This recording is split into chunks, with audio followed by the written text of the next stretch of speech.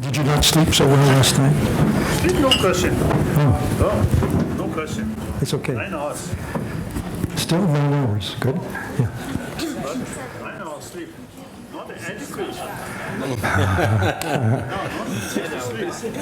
Just to relax. That I need. Okay. So if you need relax, please feel free to relax this morning. However, the wind is shifted. Yes.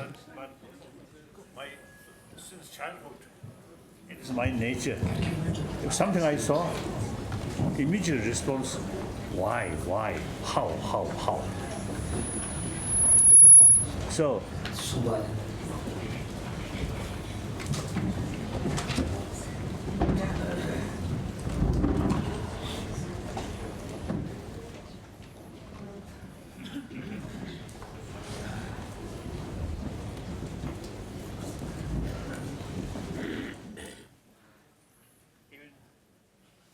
during sleep, dream, analyze. So that's part of, my habit. So not relax does not mean just Like a kind of in a thoughtless state. Then I think I want to tell Riji, thoughtlessness alone is wasting our brain. Isn't it? So today the wind is shifted. I think it may be coming from Tibet. It's a little colder today. We're going to shift topics also. Okay. Yes. Today the focus is ethics and compassion. And we're going to hear from Rob Roser, who's from Penn State University. He's going to review some scientific findings, very interesting. They address issues, for example, like why, if young infants prefer kindness, is it so difficult for adults to extend love to everyone, and many other issues. Matthew Ricard, who you know well, will speak about some of the scientific data that he's reviewed in his work on empathy and compassion, and then the Buddhist view. And then Sona Demijan, who you heard yesterday, will give some research about teaching compassion to adults like parents and teachers and how important that is. But in order to set the stage, Your Holiness, I'm going to turn to you because, of course, we, as scientists and educators, we humbly understand that you represent an ancient tradition that has deep grounding in compassion and the methods for compassion. Grounding. Yeah. And that it's designed to free the mind so that we can best be of help to other people. And in that spirit, you've put forth the model of secular ethics, which is not for Buddhists, but for everyone in the world. And it's for many people, this is a new term. They don't understand what that means. So I wonder if you would be kind enough to explain to us, and to start the day, what you mean by secular ethics and why it might be so important for people of the 21st century, today's children. I think at the first day, I already mentioned a lot of problems. Essentially, our own creation.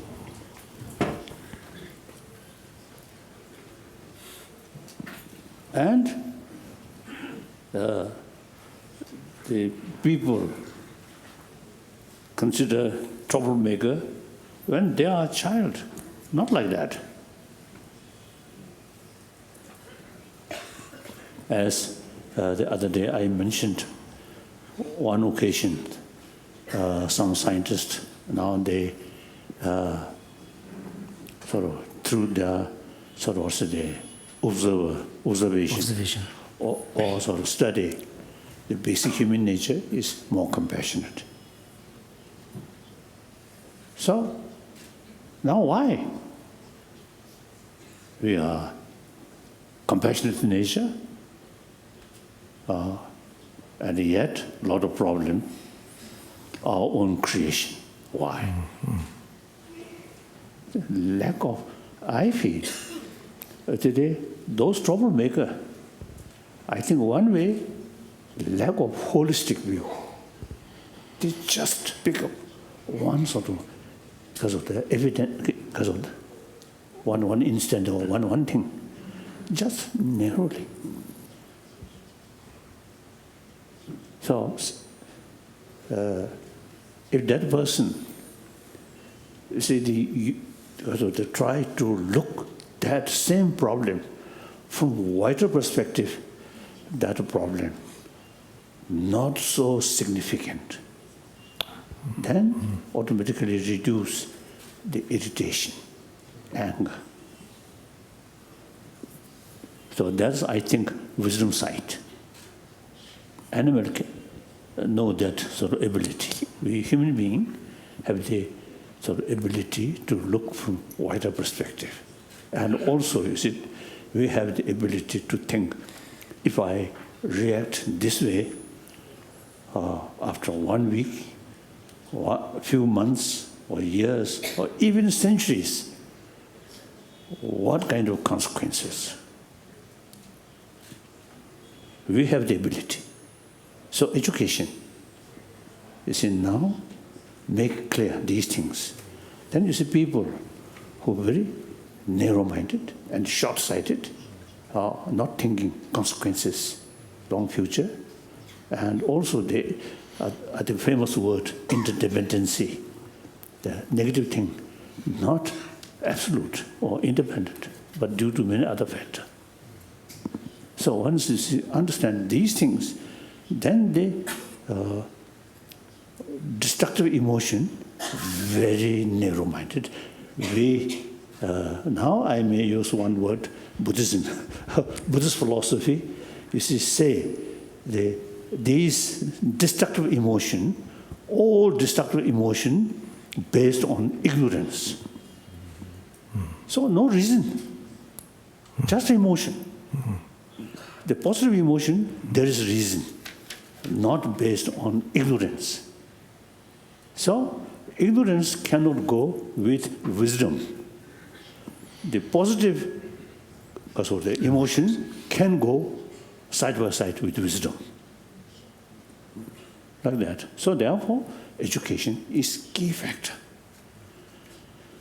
Now, I often used to mention, I am Buddhist. I never say Buddhism is best. And even sometimes I'm a little bit critical about different religious traditions, including Buddhism. You see, develop, we Buddhist, and then hit other people. Wrong. Those great masters, including Buddha and Muhammad and Jesus Christ, when they taught, you see, a spiritual tradition, according to their own experience, they never meant for more problem, more quarrel. No. Anyone who follow one of these traditions, if create problem that actually against their own teacher. Now then, no matter how nice these different, like Buddhism, the 7 billion human beings never can be Buddhist.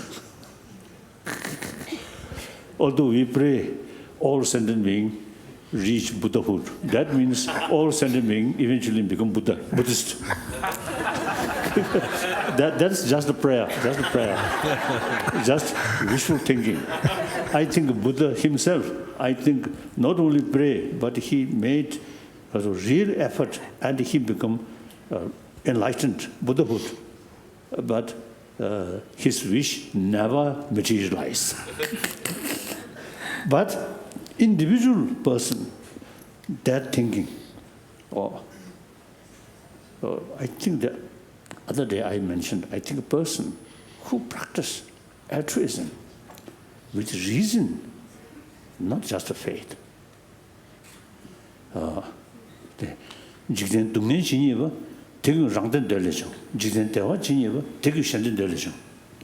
Shantideva has captured this in a very beautiful way, where he says that whatever problems you see in the world are ultimately rooted in extreme self-centeredness, and whatever happiness there is in the world is really a function of other-centeredness.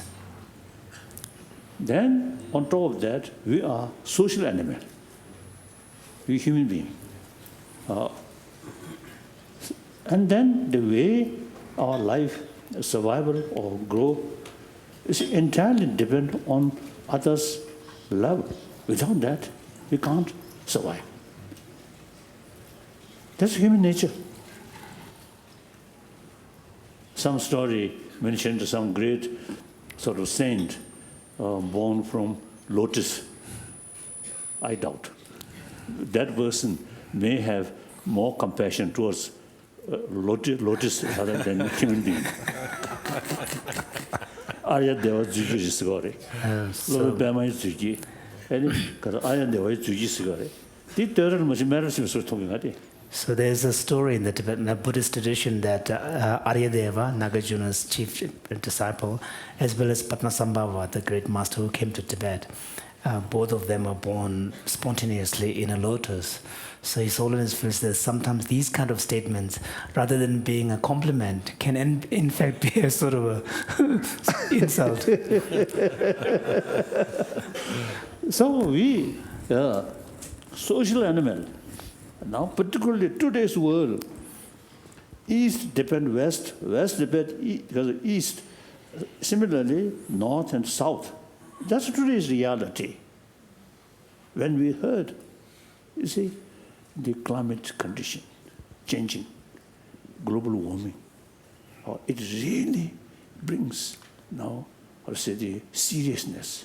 Now time come, we have to work together and live happily. That's much better. I think our future limited, not only my own life, but whole humanity. After a few thousand, we'll go. So remaining few thousand, much better live happily, harmoniously. So occasionally, there is potential because of the brain, a lot of different ideas, including different religion. So there's source of division, source of problem there. So now, what to do is, you see, when we find some differences, then we should respect others, as a human brothers, sisters, and respect their view. Not my view is right and their view is wrong. Not say that. The variety of people. Therefore, I usually call this century should be century of dialogue. Whenever we find differences, basically we are same human being. Basically we have to live together, side by side. So then try to reduce these differences or source of conflict. Try to reduce through dialogue. So this 21st century should be century of dialogue. So our work, you see, educate people.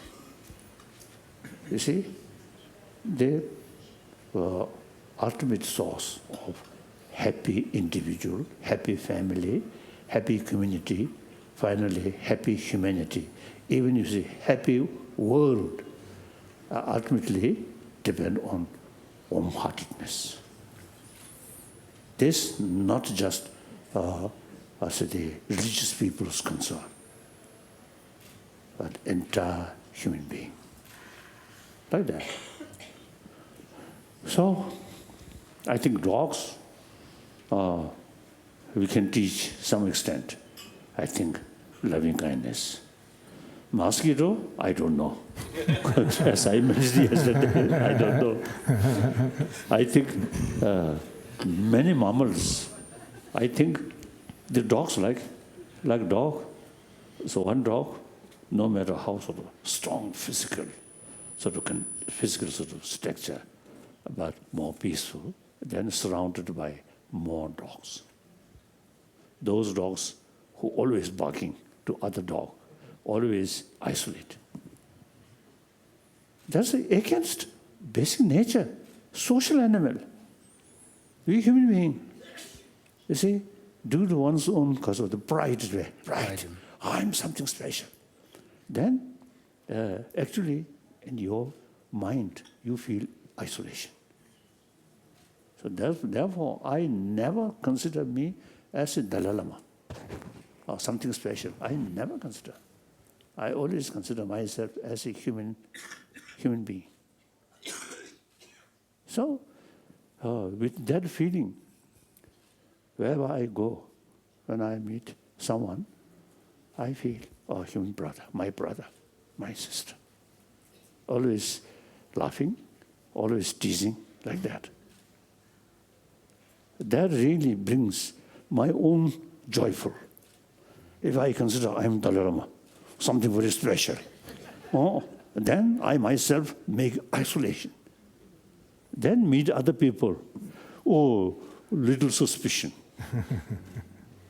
Result, I suffer.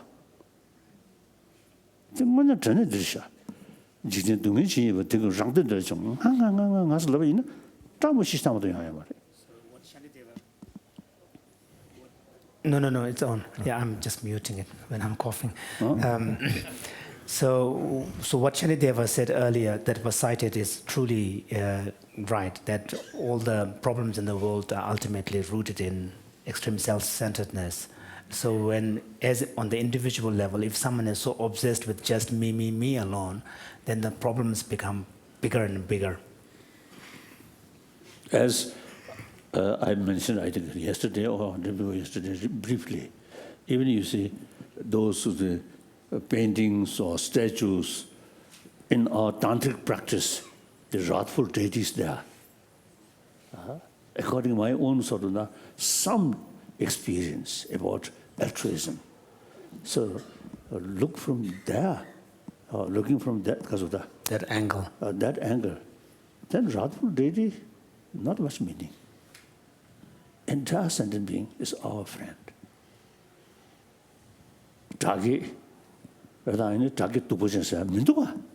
So if you take the ideal of universal compassion and altruism seriously, then you can't even make sense of the idea that there might be enemies, real enemies out there. So there are phrases like enemy of the Buddha Dharma and all of this. So for someone who truly takes compassion idea seriously, you can't make sense of this. Anger, narrow-minded, these are true enemy. Even enemy of Buddha Dharma, enemy of all religions, enemy of humanity. So, including my own negative emotion, these are truly Dhagirisha. So those are the true enemies. Those beings, so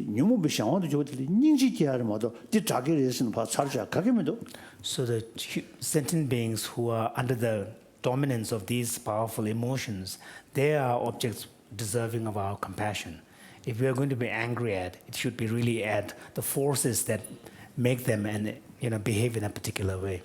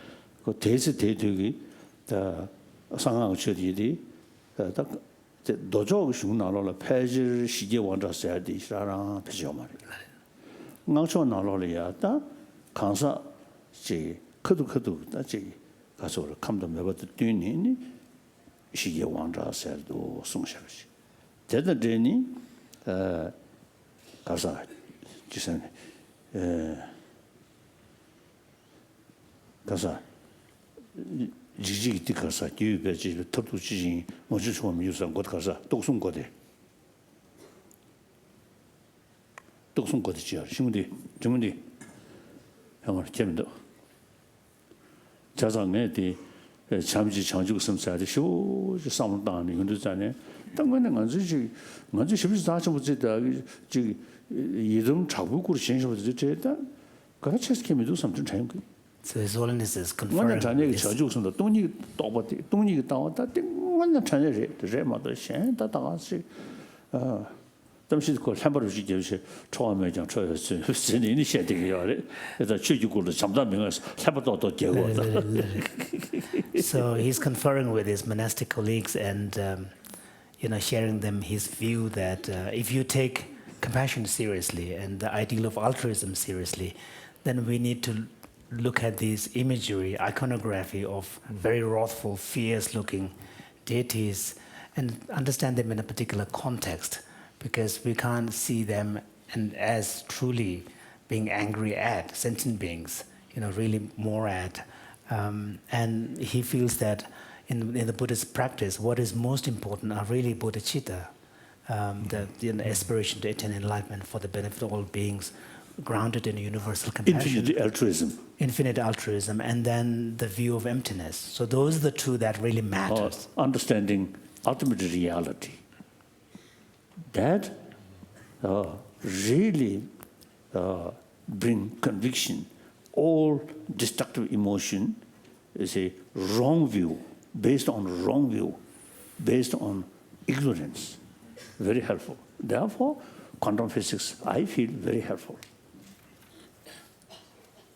Regarding reduce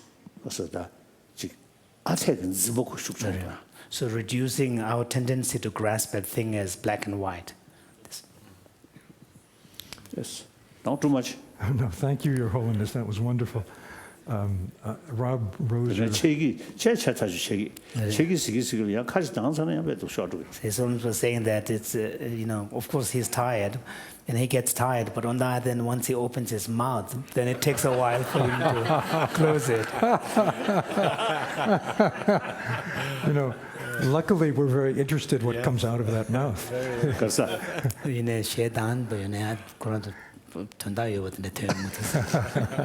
So thank you. Rob, please.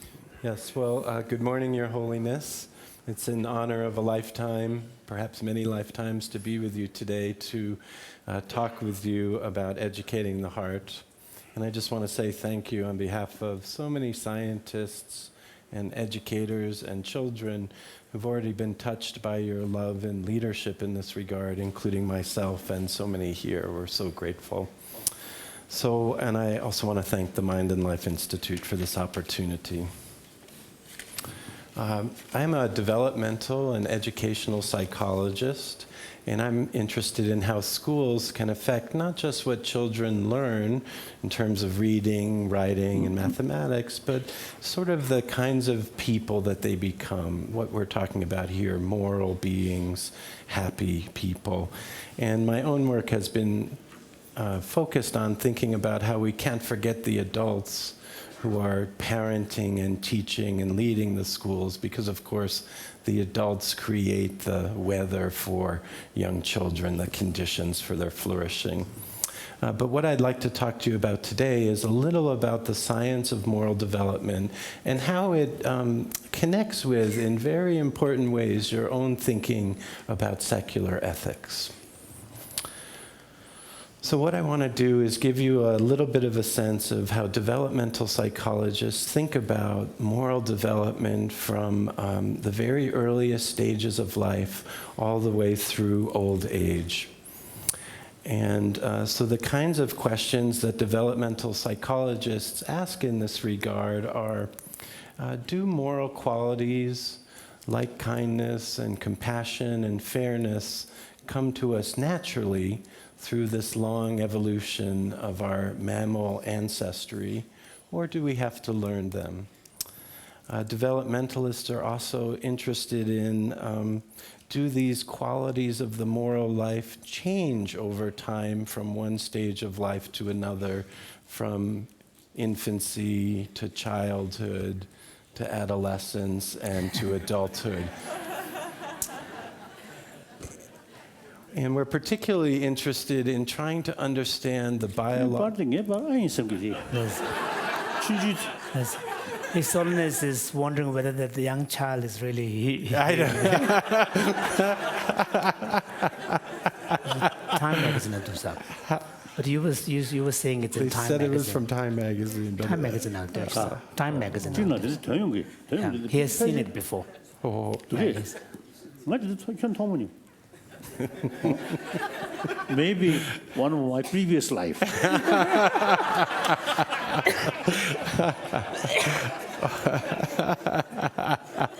Okay.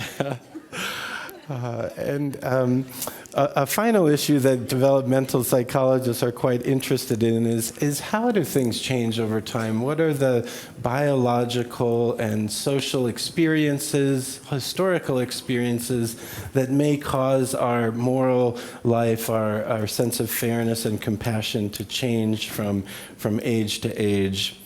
And I want to just note at the beginning here that there may be additional factors at work in the lives of individuals, especially extraordinary individuals like yourself, that affect our moral development that are a bit beyond science. So I just wanted to acknowledge that here this morning. 그래서 간다야 세력이 돈에 되지 않고도 지단야 고유의 숙신비 돈에 들어도. And so what I want to tell you just a little bit about is some of the exciting new findings that are coming out about what we know about moral development. Traditionally, there have been two lines of research to try to understand these kinds of questions. In the first line of research, there's been a focus on trying to understand how young children develop a sense of non-harming and a sense of fairness in their interactions with other individuals. How does that come about? And psychologists tend to think about this in terms of an ethic of justice. And the sort of developmental endpoint of that line is to learn what we call moral reversibility, this idea as instantiated in the golden rule that we should do unto others as we wish others to do unto ourselves. A second line of research in psychology traditionally has focused a bit more on the development of moral motivation. How is it that we come to empathize with and extend kindness and compassion to individuals in our lives over time? And this has been called an ethic of care, this line of research. And the upper end of that sort of development is seen as the embodiment of ahimsa, in some sense, this non-violence towards all beings, in a sense. And I just wanted to note at the outset here that I think this top line of research is very similar to what His Holiness has articulated as an ethic of restraint. How do we really learn the value of self-control and non-harming, not just because we don't want to be punished or because we're rewarded. Yes. 돔셈 대야 그거를 말해 돔셈 대야 돼. 경우로 이제 차대 나눠야 니준 돔배수 좀 드림버 숨숨 되다고도서.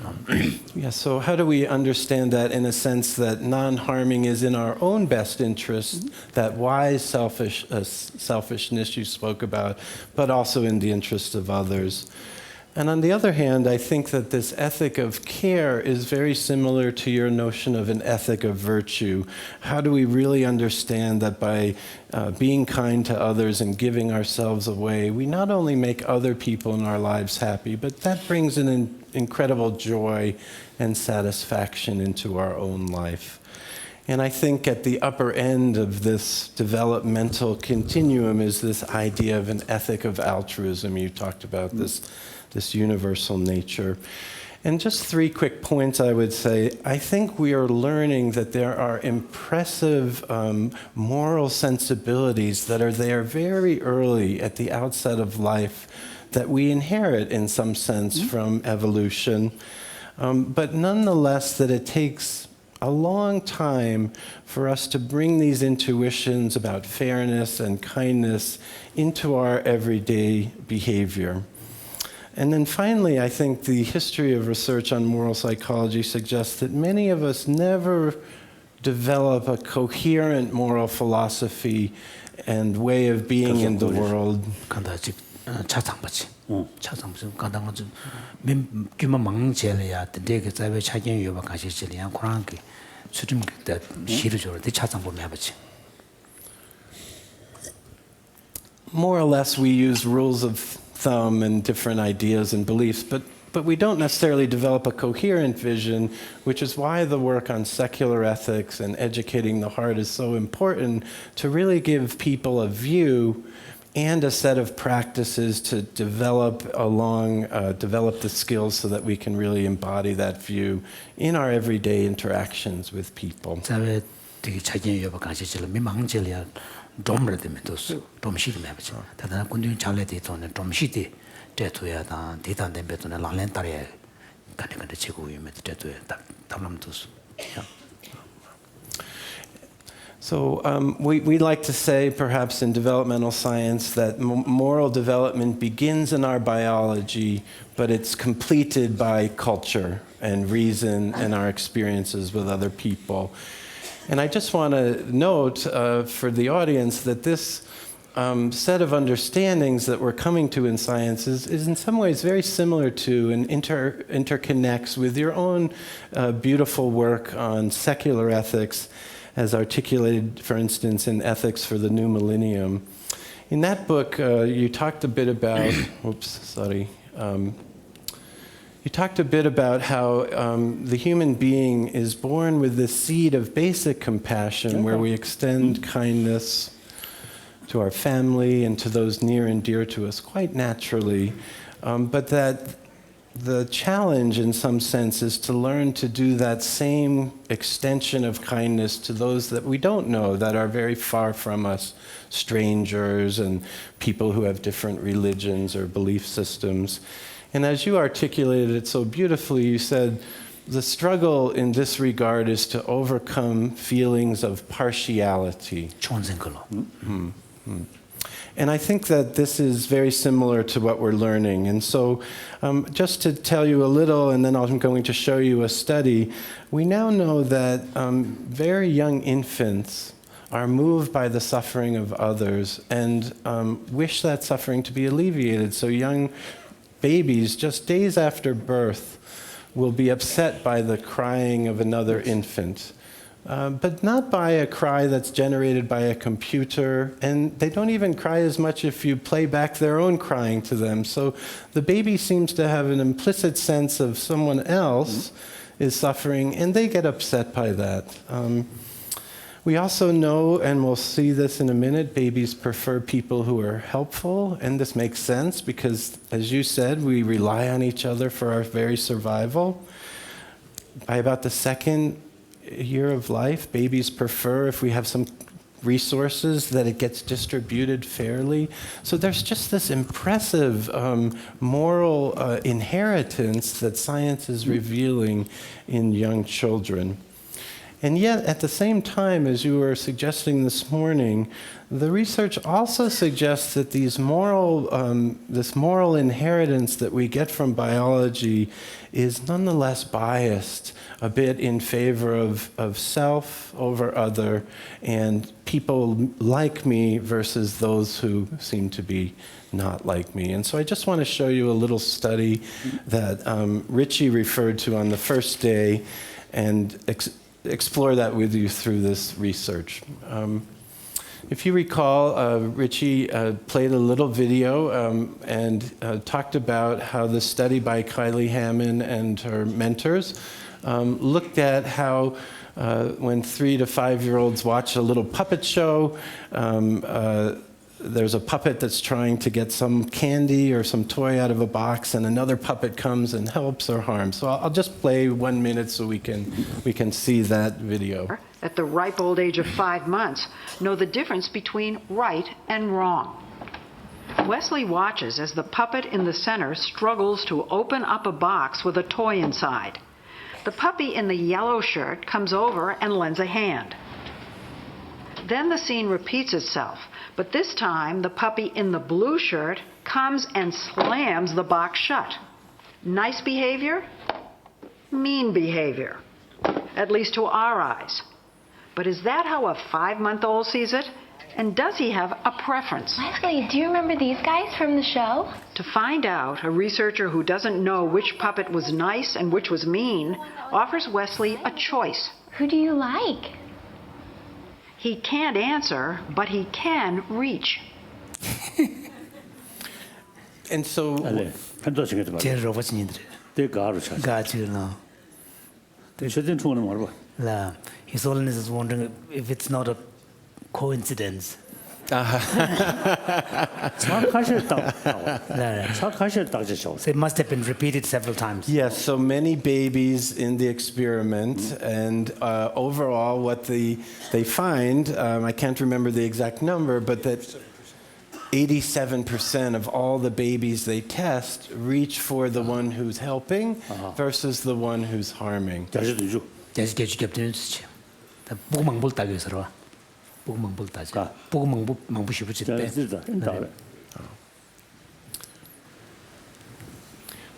Bells raining. So what I want to show you now is the next study that the researchers did. So this gives us a sense that infants really wish a little bit to avoid those who are antisocial, and they prefer those who are pro-social. But what happens in the next study that these same authors did was, first they asked the young child who's going to watch this puppet show to pick one of two foods, which they like more. So they can pick the food on the right or the food on the left. And then the puppets who are going to be in the show that they're going to see also pick a food. And they either pick the same food that the child likes, or they pick a food that the child doesn't like. And then they watch that same slideshow one more time, puppet show, as it were. Okay? So the main character will either be someone who likes the same food or doesn't like the same food. And now these are 9-month-old and 14-month-old infants, right around 1 year of age. And here's the surprising findings, perhaps, that come out. When the child is watching the puppet that's like them, likes the same food, they prefer the helper. But when they're watching the puppet that likes the opposite food, they prefer the one who's mean to them.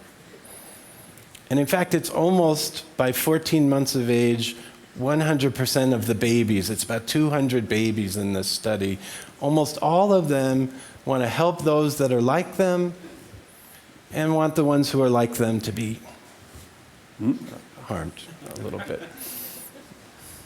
language 가서 또 과야지 더 가봐요 거기는. So His Holiness is wondering, when does the language acquisition arrive? This is such a great, perfect question.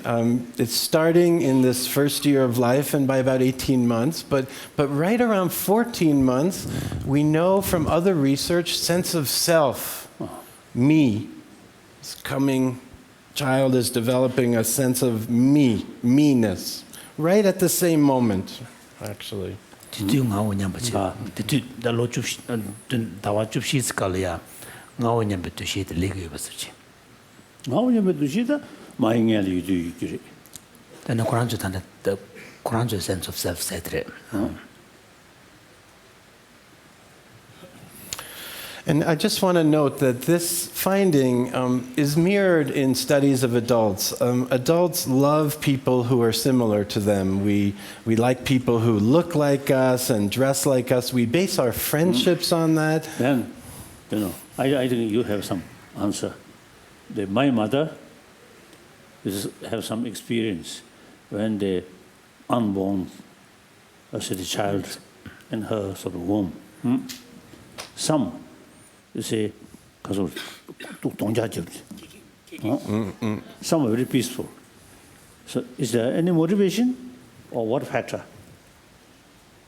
Is there any motivation? Yeah, intention on the part of the child. I doubt it. We should actually ask my wife, who looks at ultrasounds of babies in the womb all the time. Susan?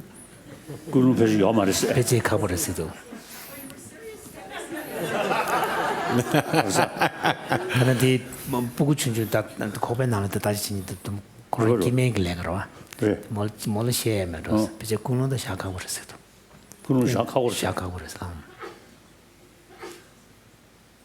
근데 그 좀 맛이 단데 저도 디두 소용 말해. 만체 처벌하는 거다. 디두 소 I think But they have experience of discomfort and comfort. yes, and I think there are big individual differences in motor activity which you can detect in the womb.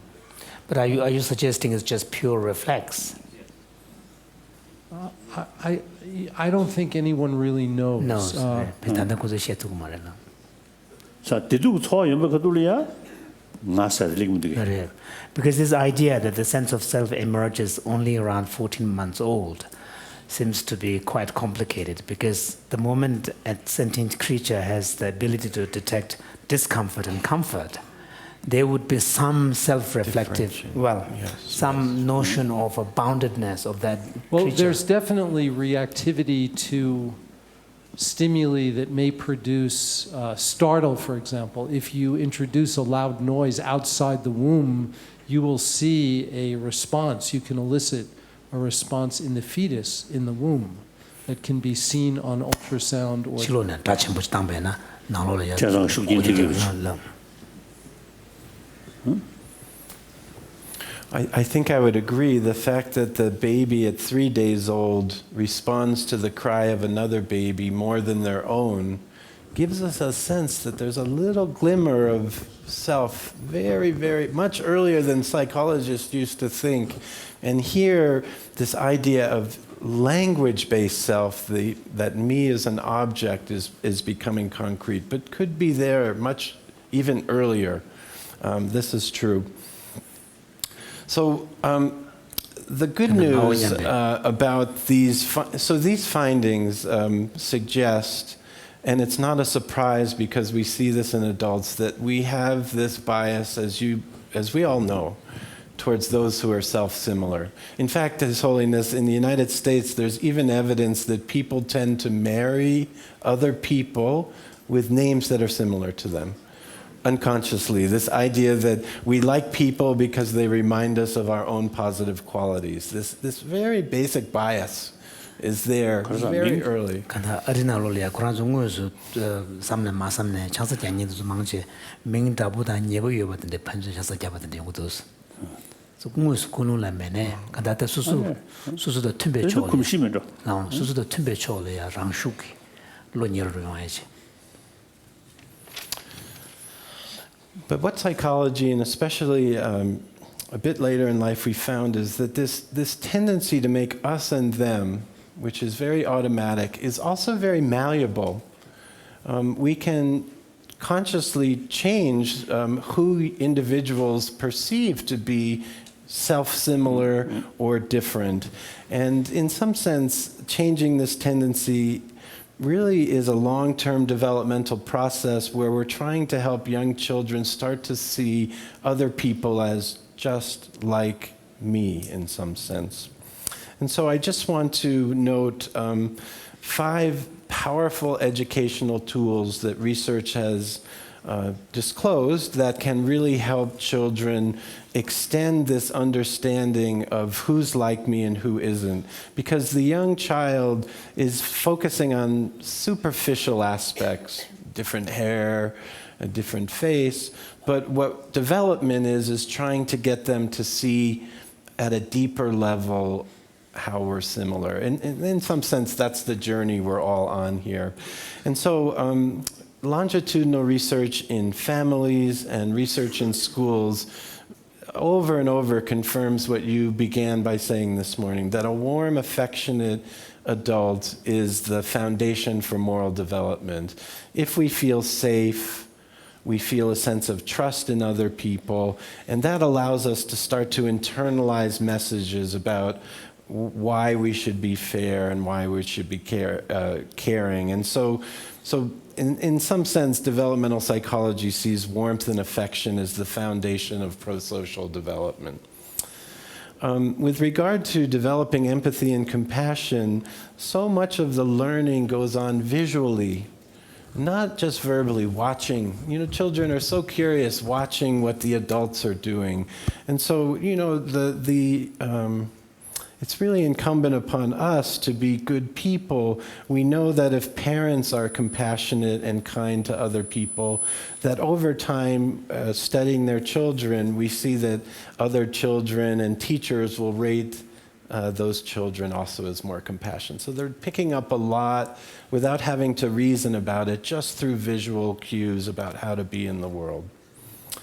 We also know that it's really critical to have interaction with different people.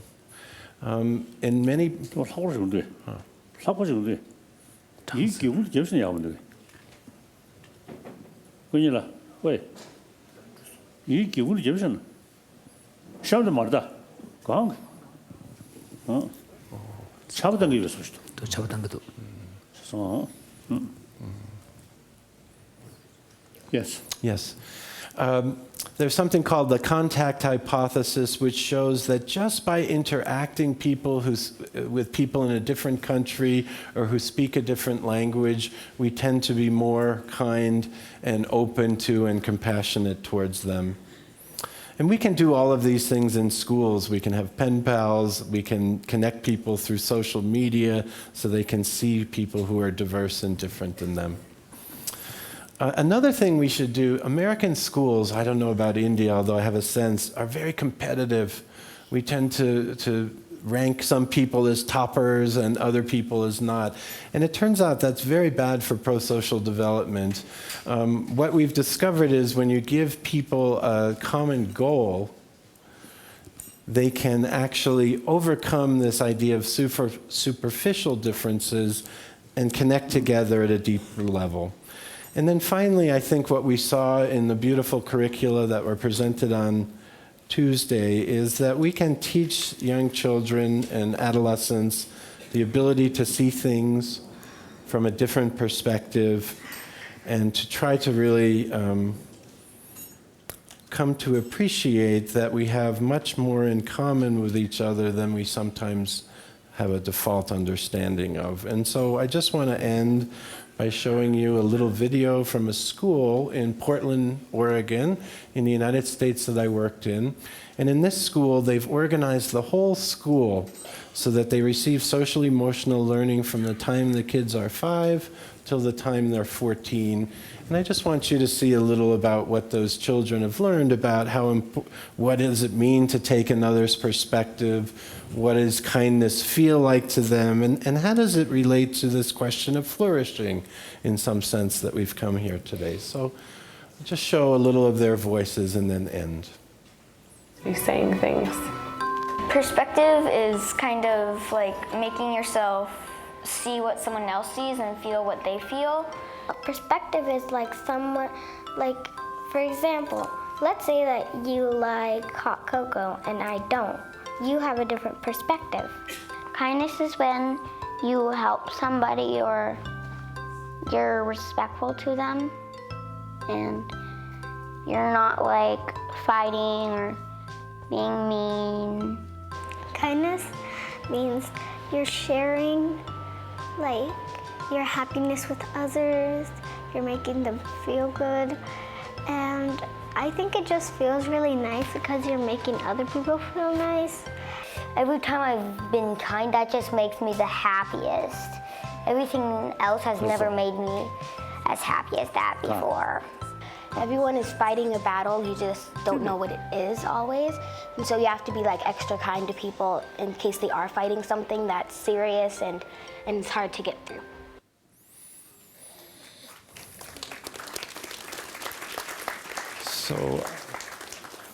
So I just want to thank you so much for this opportunity and all of the good work that's going on. I think we have a lot of things to be hopeful for if we can get this work into the world. So thank you so much. Thank you. See if he has any questions. Do you have any questions for Rob? Do you have any questions for Rob while he's here? Questions here, do I? Nothing. Not the traditional books. You're Dalai go to Yan go to Slono. 김지 시라서 거 말고. 니엘 그 기스 뭐도 잘 기스 수지 뭐. Dharam. 다 다다 니엘사디 잠지 전에 니엘용으로. Dharam. 공주 관심이 있는 잠지면은 자용으로. Dharam. So one thing is that we don't even need to ask children, but we know that the children prefer friends than And not other only children, but experienced elders gentlemen. too. Also, you see, do you want friend or do you want enemy? Yes. Answer is very simple. Yes. Everybody is want friend, not enemy. Yes.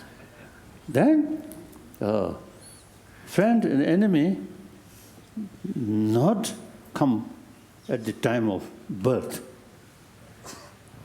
Eventually, you see, due to certain factor, Yes. some people become your enemy, some people friend. Yes. So the main sort of Factor. factor here, show love other, you get friend. Show anger, or too much selfish. Yes. So it's quite simple. What did you do? So now secular, although we already discussed, no, you mentioned, you see, the young age, you see, more sort of compassionate and warm feeling each other. Yes. Look, I think animal, birds, when the small bird, so long they need mother's care or mother. And birds' case, some birds, you see, both parents really taking care. Dog, not like that. The male dog enjoy, then disappear. So these, you see, the birds, so long the baby need others' care.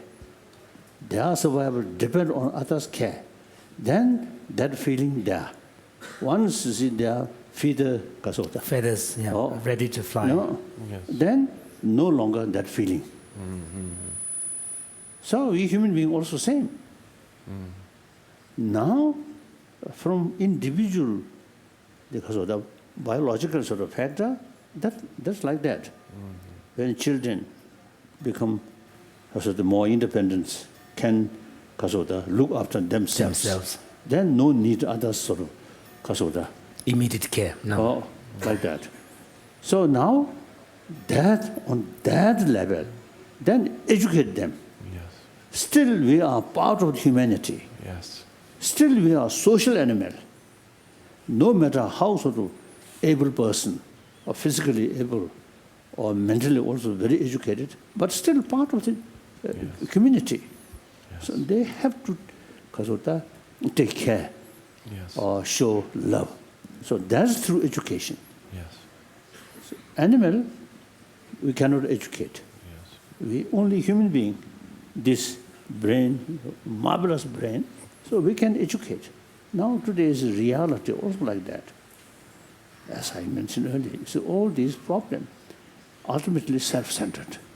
Don't care about other side. On top of that, then what happened? I think we all have the common responsibility within this century. I think demilitarized the world. We should pray that. Then eventually, political map. Boundaries, no. Boundaries. That's all. This is not just the holy necessary. It's not a matter of a holy aspiration, but it's something really a necessity for the world. Yes. I think deep level, we are not seeking independence. Some connection is these thinking. Chinese brothers, sisters, our brothers, sisters. So we can live side by side, happily, in order to respect us. They respect us. We also certainly respect them. We can live side by side happily. Sometimes I jokingly telling people, the Chinese food, I think everybody loves Chinese food, isn't it? So I think they provide us good food, delicious food. Vegetarian is concerned, I think Indian vegetarian is much better than Chinese vegetarian. Non-vegetarian food, you see, Chinese food is much better. So they should provide us good food.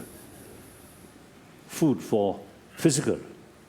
We can provide them good food for mind, emotion. So Beautiful. it's a mutual benefit. So these also is related deep. Personally, European Union, I already mentioned. I really sort of inspired. Inspired. Inspired. And then further deeper, I think these practice. No, we are same. They are happy, we also will be happy. One side victory, one side defeat is outdated, narrow-minded, short-sighted, isn't it?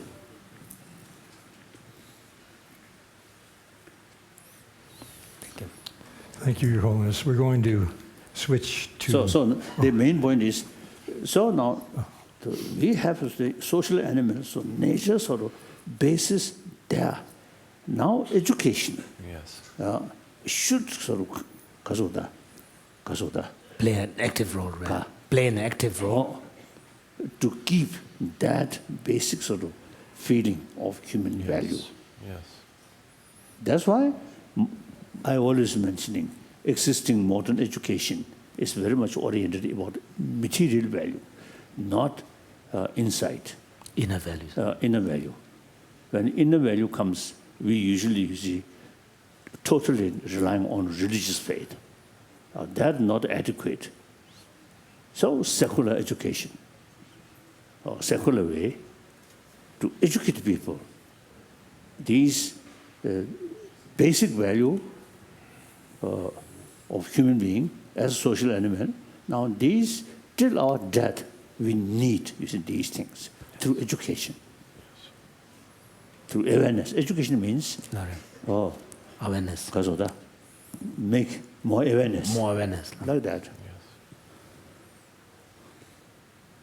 And then also play. I think child, loves seeing some cause of the violence. Pictures. Like the video games.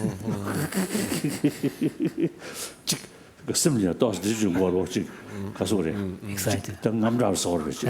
Because it's tense and quite exciting. Sometime back, I think more than 20 years ago, one occasion, one company selling toys or something or for children.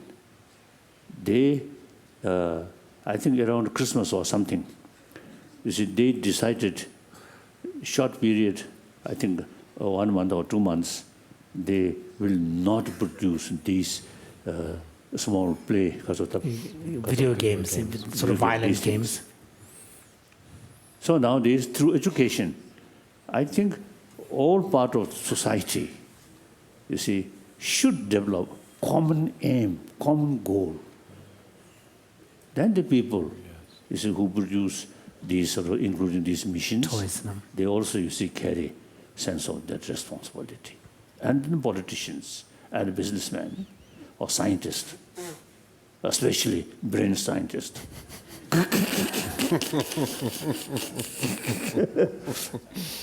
Really.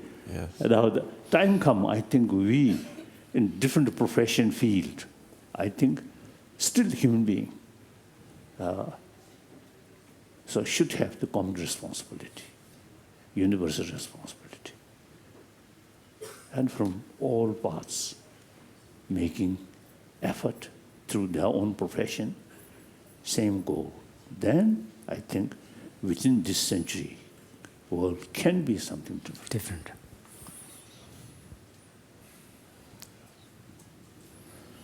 Now, instead of praying, one One time, I think some of you already know, a few years ago, Bihar State, the chief minister, very sort of, I think, they very much sort of interested about Buddha Dharma.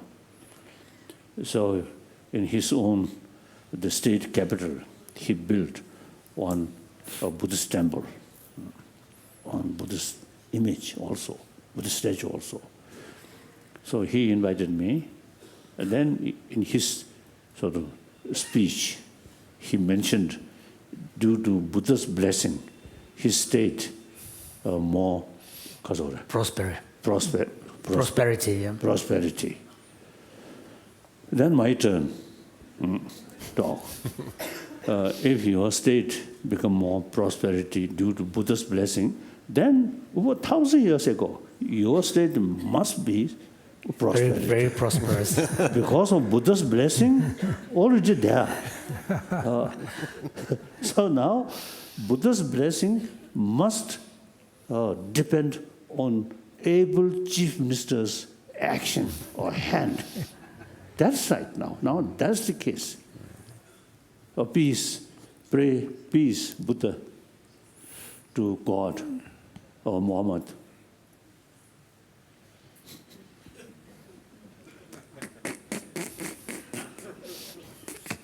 And puja. I don't believe puja. Of course, individual practice good. But for whole society, whole world, I don't think puja can help. I don't think. This is a waste of time.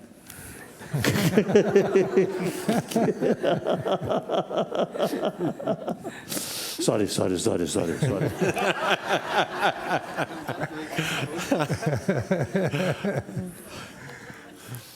So, thank you, Rob. Yes, thank you. Thank you, really.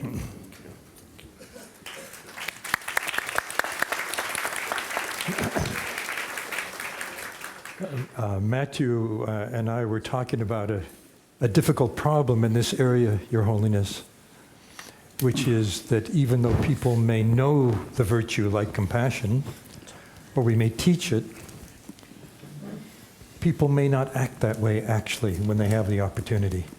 That you can say, I believe in compassion, but when the opportunity comes to actually show it, it doesn't always come. So Matthew is going to deal with these problems.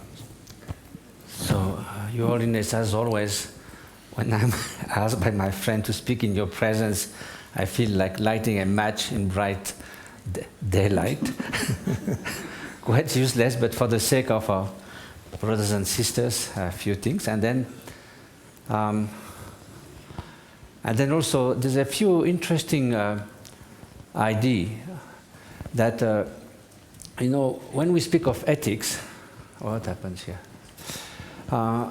If we don't base it on compassion, then very often it doesn't lead to actual ethical behavior. Really? There are extreme cases of people preaching all life long moral issues, and then you find sometimes they do terrible things on the back scene.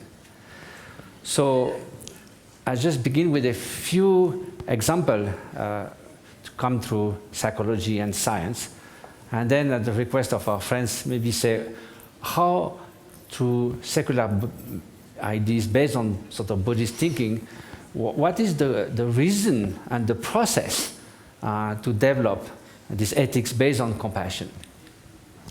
So first of all, ethics does need compassion. So here are a few examples of what happens of having a strong moral sense, being able to know what is good and bad, but being sort of have a very weak compassion. There's a study that has been being done in schools. You know, bullying is very often in school. So there was a study done with more than 700 children. So among those, there are some who do bully others, as you can see here, the victim, and some who come to help, to protect the child. So interestingly, when you ask and you interview those who bully, they actually know very well. They're capable of a high level of moral reasoning. This is wrong, this is right. They don't lack that. Actually, they have the same level of advanced moral reasoning that the people who help. 레인에 가린 버드 남의 제투고도스 깨지 테베나 남이 이제 두기 있어. 제투고스 So they know what is right and wrong. But the difference is if we try to estimate or evaluate their level of care and compassion, they're very weak on compassion, while the defenders show much stronger compassion. But they know what is right and wrong. So that's why it seems that just knowing is not enough. There's another study that sometimes we say we should be fair with others. And this motivation can lead us to be fair. So what happens when we base mostly our relation to others on fairness, justice, and not compassion? If someone does something unfair to us, the study that was done with Tanya Singer, she's often the Wolf's daughter, showed that people who think that fairness is the main motivation for ethical behavior, when they are treated unfairly, they basically mostly become angry and wish to take revenge. Because everything is based on this is unjust, this is unfair, and I get upset with that, and sometimes I try to retaliate. Or they think that I should behave nicely or fairly to others because I fear to be punished if I don't do that. So when it's all based on this concept of fairness, that's not enough. But she could show that the people who base their motivation on compassion, then their main wish is that other person's well-being. So therefore, compassion should imbue ethics with this wish of caring for others. So now, how do we sort of bring about? So first of all, that is why a compassionate ethic is not about declaring this is good, this is bad, in absolute sense. No matter what, whichever the context is, in human situation, this is always bad and this is always good. So it's about the good and the bad effect that our thoughts, our attitudes, our words, our actions will have on the happiness and suffering of others. So that's how we could say this is an undesirable action or a desirable one. So therefore, if we want ethics, we need to ponder the short and the long-term effect or impact or consequences of our action on others' well-being. So that's basically at the heart, not just declaring this is good, declaring this is bad, and that's it. So now what is the process for us? And here we draw on the Buddhist reasoning on that to start to grow a compassionate ethics. So it has to begin with recognizing that deep within ourselves, we have this deep aspiration to avoid suffering and achieve happiness. So if we don't recognize that, how can we identify in others? And so then the second time is I have to value that. This is important. The fact that I don't want to suffer and that no one wakes up in the morning thinking may I suffer the whole day, this is something that matters to me. And then I have to be concerned with accomplishing that, not just wishing to be happy or not to suffer, and do just the opposite.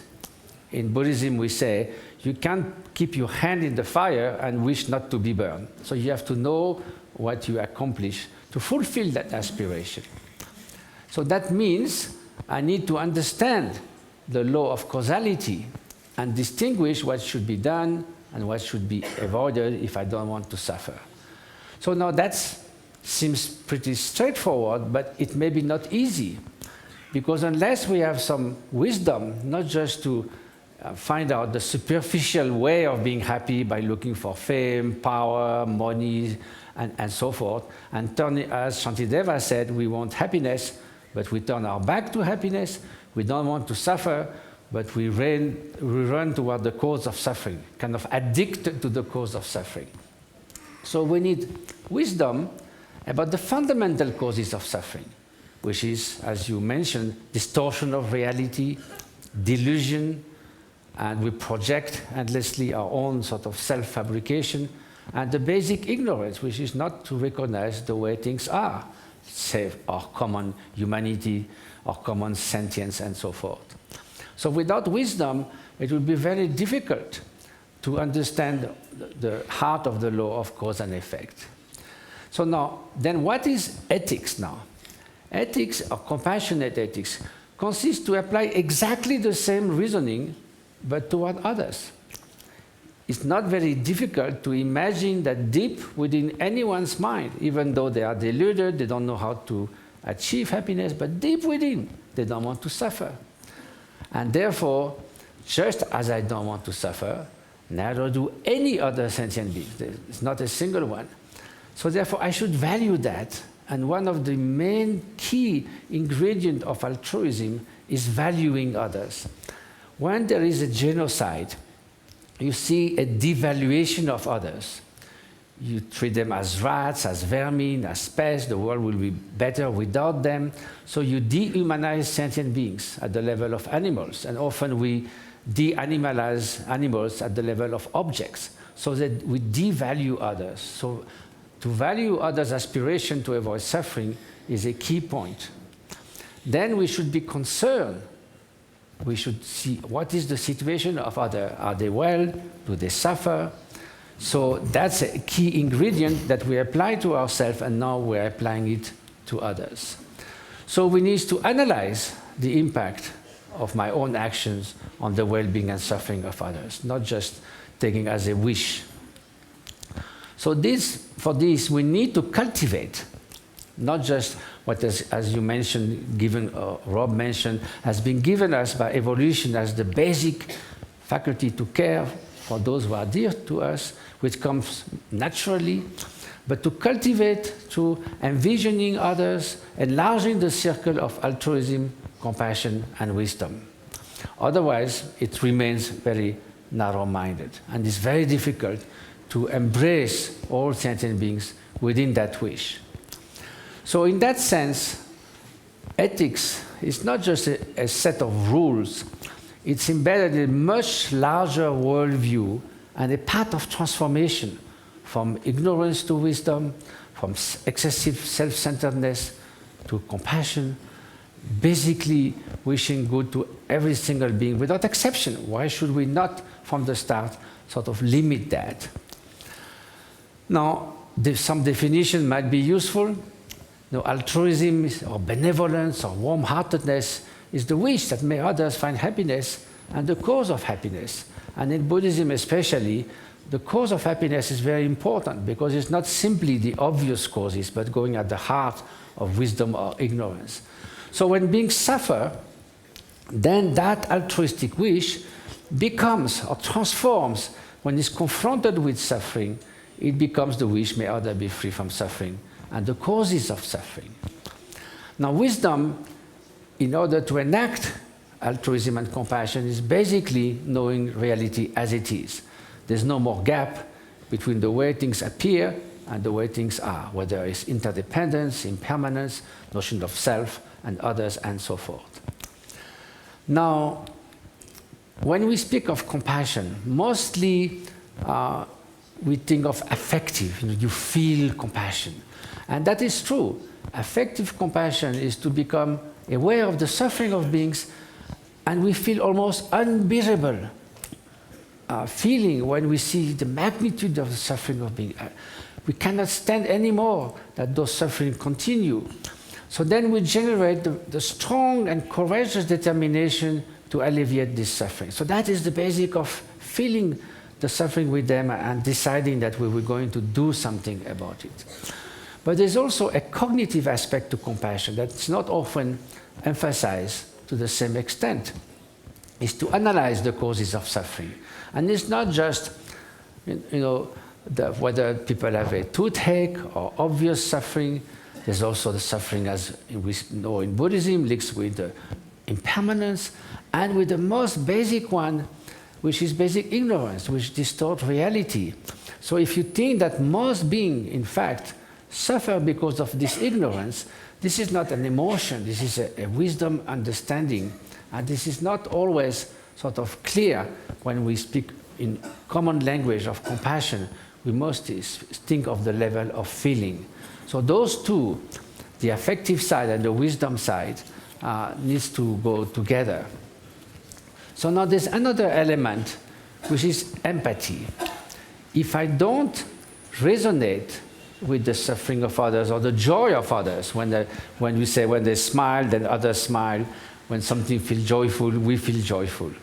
So we resonate with each other. Those are two very old people in one of our elderly homes in Tibet. So, but also... the party,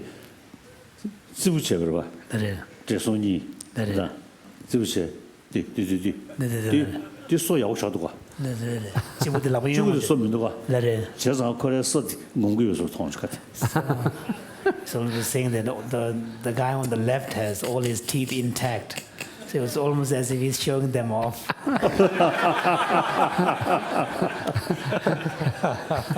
I'm not sure they have real teeth. So, but the problem... Beautiful, really beautiful. Yes, sir. Yes. If we resonate with suffering, what happens very often, and it affects, resonating with suffering leads to the impact the suffering of others has on us. It is the effect it has on us. So the more suffering, it becomes like we are overwhelmed. And there have been studies showing that 60% of all medical caregivers in the United States are or will suffer of burnout, emotional exhaustion. And I was recently in Singapore at the University of Medicine, and they said they did a study, 80% of doctors, nurses, caregivers, social workers suffer of burnout. So then they say, oh, you should distance yourself so that you don't burn out. But that's not the right way. So the right way is warm-heartedness, altruistic love, compassion. And this is not just an idea. We work with Tanya Singer, and she could show that the empathic resonance with suffering that is affecting me is different in the brain, different network, than compassion that is geared towards others. And those are different networks. And in fact, that if we train caregivers in compassion, it is an antidote to the empathic distress or burnout. It gives them strength. And the more suffering, the more courage. If it's empathic suffering, distress, the more suffering, the more it's like a burden. So this is something essential when we want to help caregivers, because medical students, they are told all kinds of things. They are told to be tough, that they have to stay 24 hours, without sleeping to care for the patient. But there's hardly any mention about teaching loving kindness, compassion, which of course are necessary. So now, why just purely moral reasoning is not enough without compassion? This is important for two things, for instance, two examples: future generation and other species, animals. So why? Many philosophers, and we had this when we did the Mind and Life meeting on environment, said that future generations have no rights. The notion of right is based on an individual that exists, that can claim their right. I have right to be not bullied and so forth. So human rights is based on people who exist, who can be aware of their rights, and also they need to reciprocate. They say if you don't reciprocate, when you respect others' rights, notion of human right cannot apply. So from that perspective, then future generations, they don't exist, they can claim their right, and they cannot reciprocate. But yet, we know that they will exist. And so the idea, if you have a compassionate ethics, is they have the natural right not to suffer. Because they will exist, they say, you know what you did, and yet you didn't do anything to prevent our suffering. So since we know it is 100% certain that there will be billions and billions of human beings, and they will suffer of today's action. So their rights, the most fundamental rights of ethical compassion is the right not to suffer. It is immoral and unjust to inflict unnecessary suffering to others. The same thing is argued for other species. Many philosophers say, Animals cannot have rights because they don't know about the rights and they cannot reciprocate. But again, it's the same thing. They have rights not to suffer. Recently, I've looked in the numbers. Since Homo sapiens appeared on Earth, they estimate at about 100 billion human beings have existed, because 10,000 years ago there was only 5 million of us. 100 billion. That is the number of animals we kill every 2 months. We kill 6 million animals every hour. Terrestrial animal, 60 billion every year. Sea animal, 1,000 billion. As if nothing happened. It's just a no issue. So there's a huge ethical gap. So that's why without compassion, ethics will not work. So now, since this week is also dedicated to parenting education, I just look at some study who stress, by looking at many studies, 4 parental attitudes that favor altruistic behavior in children. We know, for instance, that if parents themselves are generous, they help others, the children are more likely to do so. If parents are very selfish and never do anything for others, these children are likely to do so. This has been studied.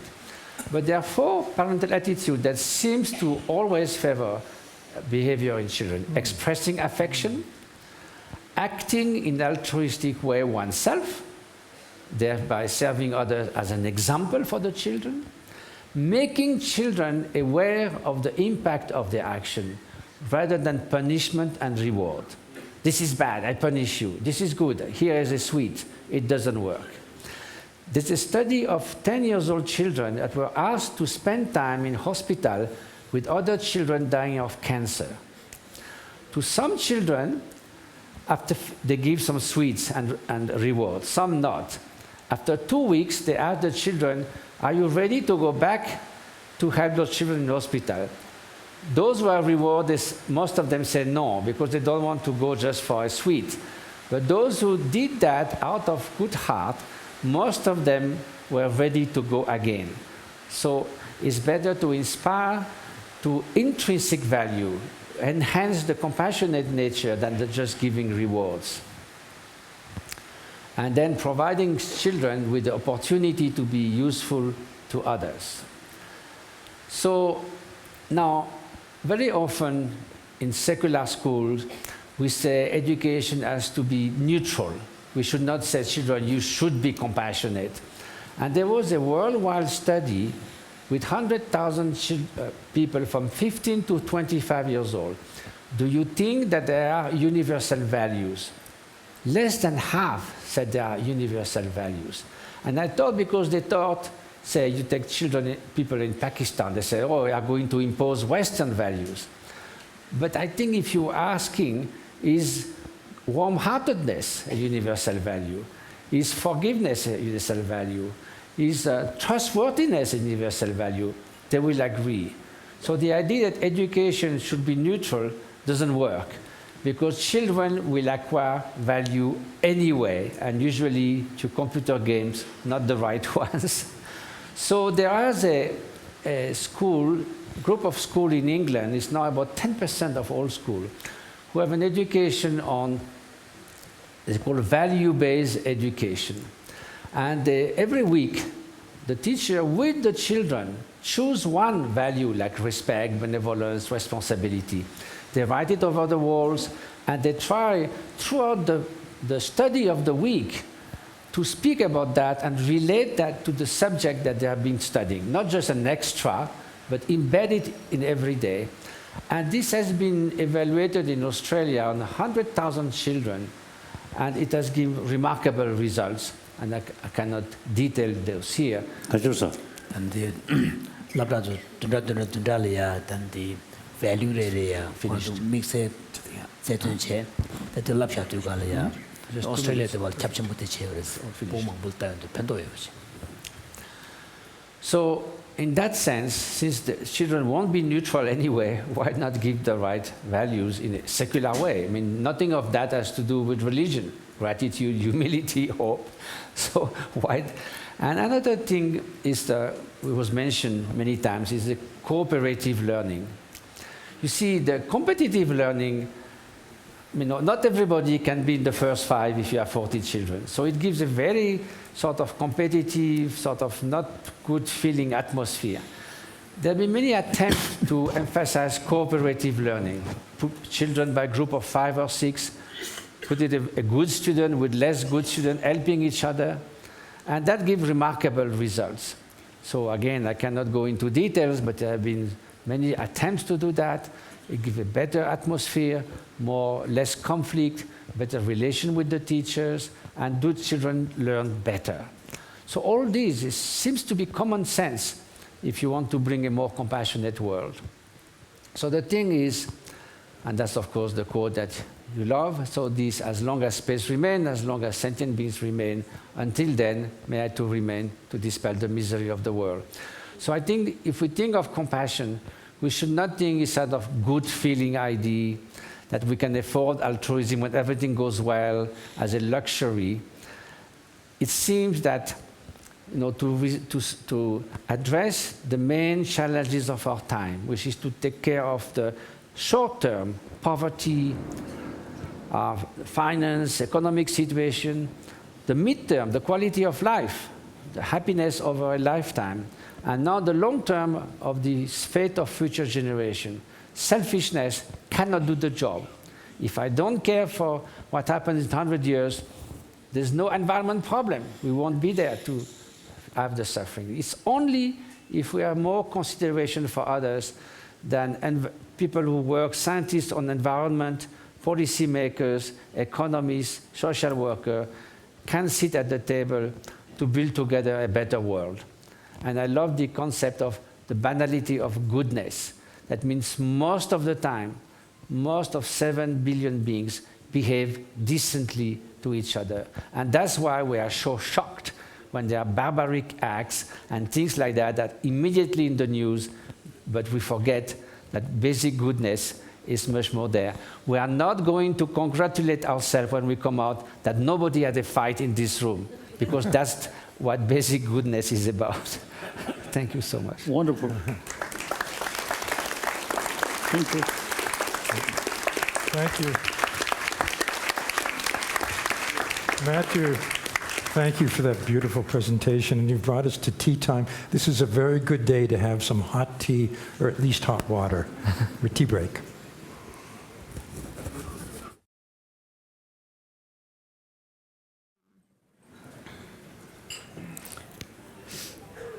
So thank you very much again for the opportunity to speak with you today.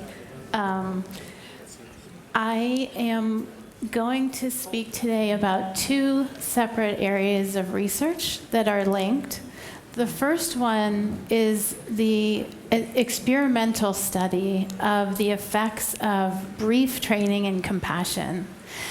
And the second area is a different kind of research that we haven't talked about as much, but it's called community-based research, where we work collaboratively with teachers and parents to understand the implications of compassion practice for the adults who support children. And I want to say just at the outset,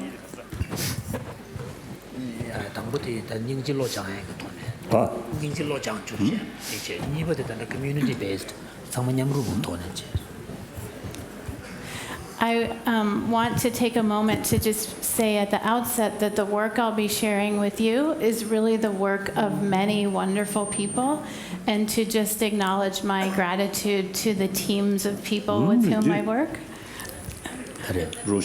Yes, she will appear again. We will see.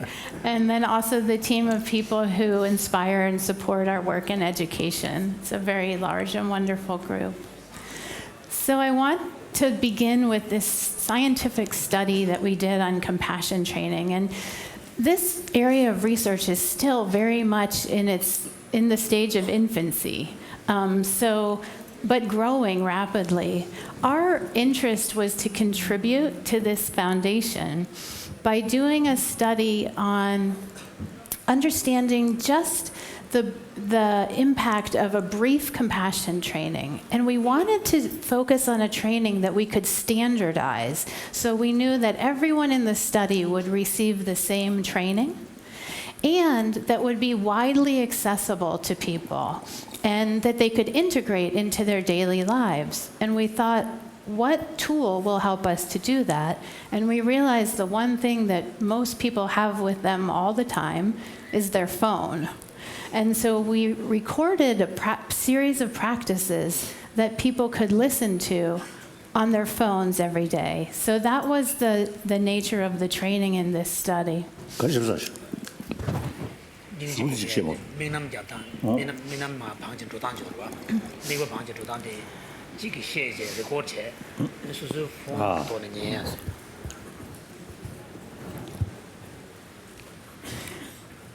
And we also wanted to quantify. So what kind of guided practices they did? I will show you in detail in one moment, if that's okay. We also, I'll say just at the beginning, we also wanted to quantify compassionate behavior in a way that we could study in the lab. And so what we did was we quantified that as financial donations to suffering others. So we asked participants to come into the lab and see photos and hear stories of people who were suffering, like children who had no homes or children who had very severe physical illnesses. And to answer questions, we asked them, how do you feel about this child? And what do you think about them? And then we gave them $100, and we offered them the opportunity to keep the money or to share the money, which we actually donated to the charities that helped the children. And then some of the participants were assigned randomly to receive this training. Now, this was a complicated study, and it had multiple conditions, but I'm going to just talk today about two. Are you going to say what the compassion training? Yeah.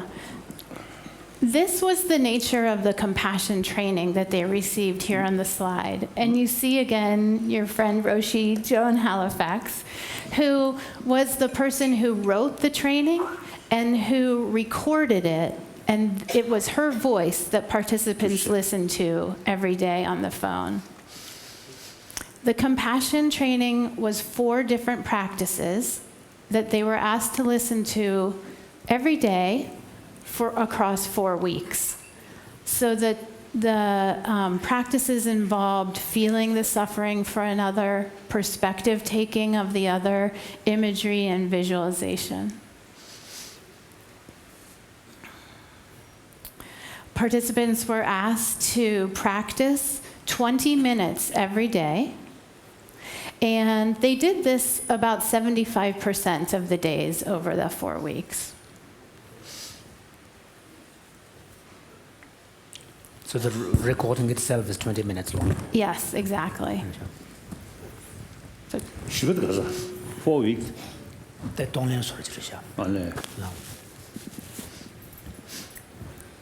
It's okay.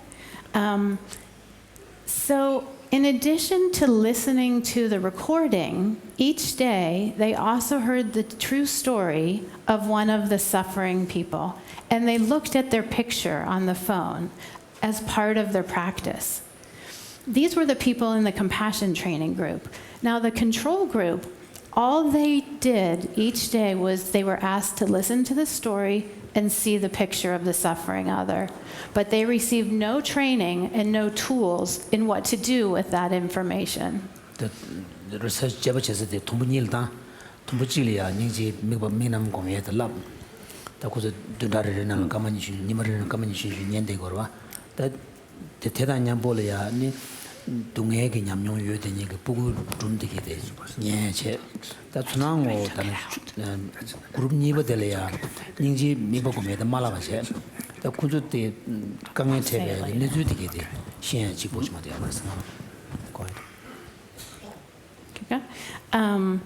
So what did we find? I'd like to share with you just a few of the results from this study. What you see here, first are the change in donations that were made from the beginning, before the training period, to the end. And you see the compassion training group depicted in red, and the control that were just repeatedly exposed to the stories and images of suffering others in the gray.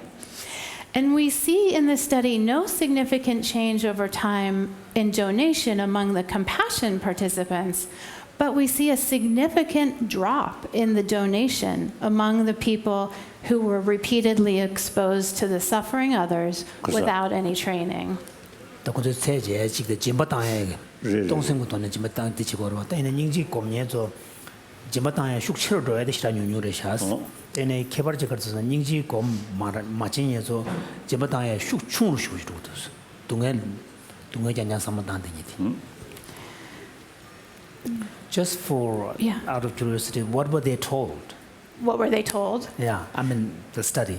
Yes, they were told that this was a study about learning about people's responses to the stories that they were provided. Yeah. We think that these results may suggest that these control participants may have habituated to the suffering of others, leading to a decrease in their behavioral response, and that one of the potential impacts of the compassion training is that it buffered against this diminishment over time. Could you explain habituation? Yeah, so that when you see the same stimulus again and again, that you have a lower response to that. You kind of get numb.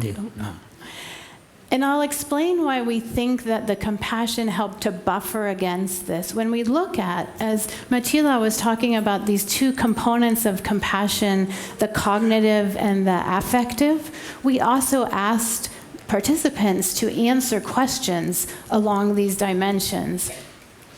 Here we see the changes when we asked people, how similar do you think you are to this person's status in society? And we see that the people who learn the compassion practice over time, they saw themselves as more similar. And then we asked them, how similar do you think your values are to the values of this suffering person? And over time, we also saw that the people who practiced the compassion saw their values as more similar at the end of the study. In contrast, the people who just received the no training at all had no change in their perception of similarity in status and value. In addition, we asked them about their emotions or their affective response, and this is, I think, very interesting, this pattern of findings. What we saw was that the people who did the compassion practice had an increase in their feelings of tenderness. And we think that this experience of tenderness is very much what you describe in that warm-heartedness towards others. So over time, they experience greater warm-heartedness. In contrast, the people in the control condition had no change in tenderness. When we looked at their experience of distress when watching the images and hearing the stories, the compassion group did not increase in distress or decrease, but the control group actually had lower distress over time, which we think may be indicative of a kind of blunted response or even a kind of numbing to people's stories of suffering.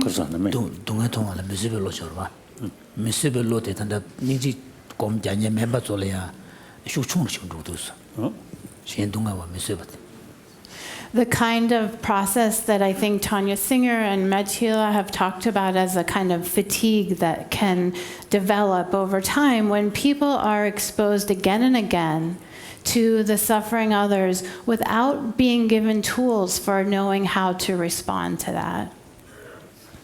Now, so in as I said, this is one small study of a very brief training, but I think that it does give us some important clues that compassion training can impact how we think about, how we mentalize or attribute about other people, and also our emotional response to others. And it tells us that there may be some danger, some harm in not providing this training to other people, both in terms of their generosity and their experience of feeling for the suffering of others. What I'd like to do now is just turn very briefly to what we see as some potential implications of these data for the field of education. We worked this past year for many months with teachers, hand in hand.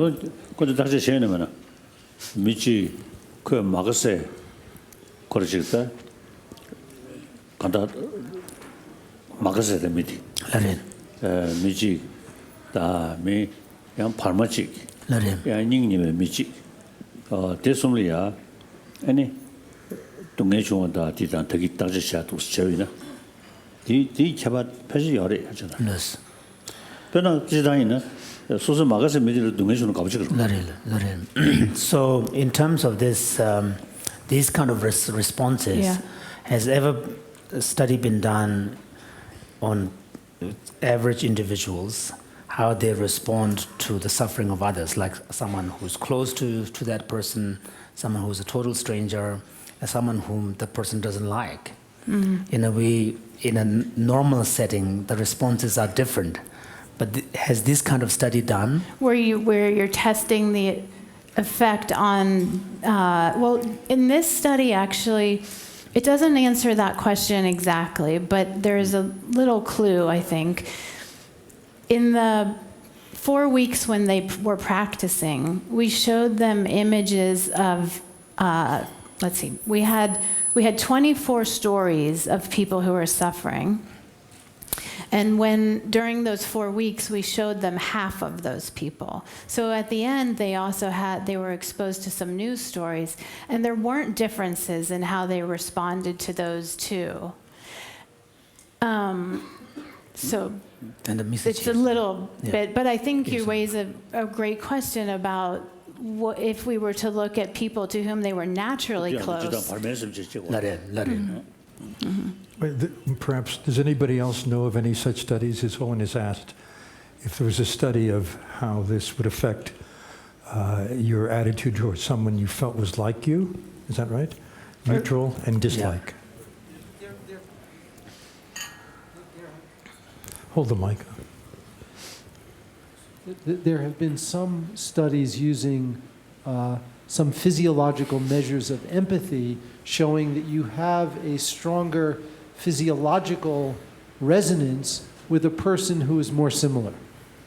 So that finding is quite robust in the scientific literature. 아니 간다 수수다 잡아요 같은 소리야. There's empathetic. 잡아요 소리. 수수다 녀와. 수수 녀의 초리야. Empathetic response. 대숙자요. 저 생리도 열사. Matthew has also. 저도 다 요청도 와. 착받다 인지 요청.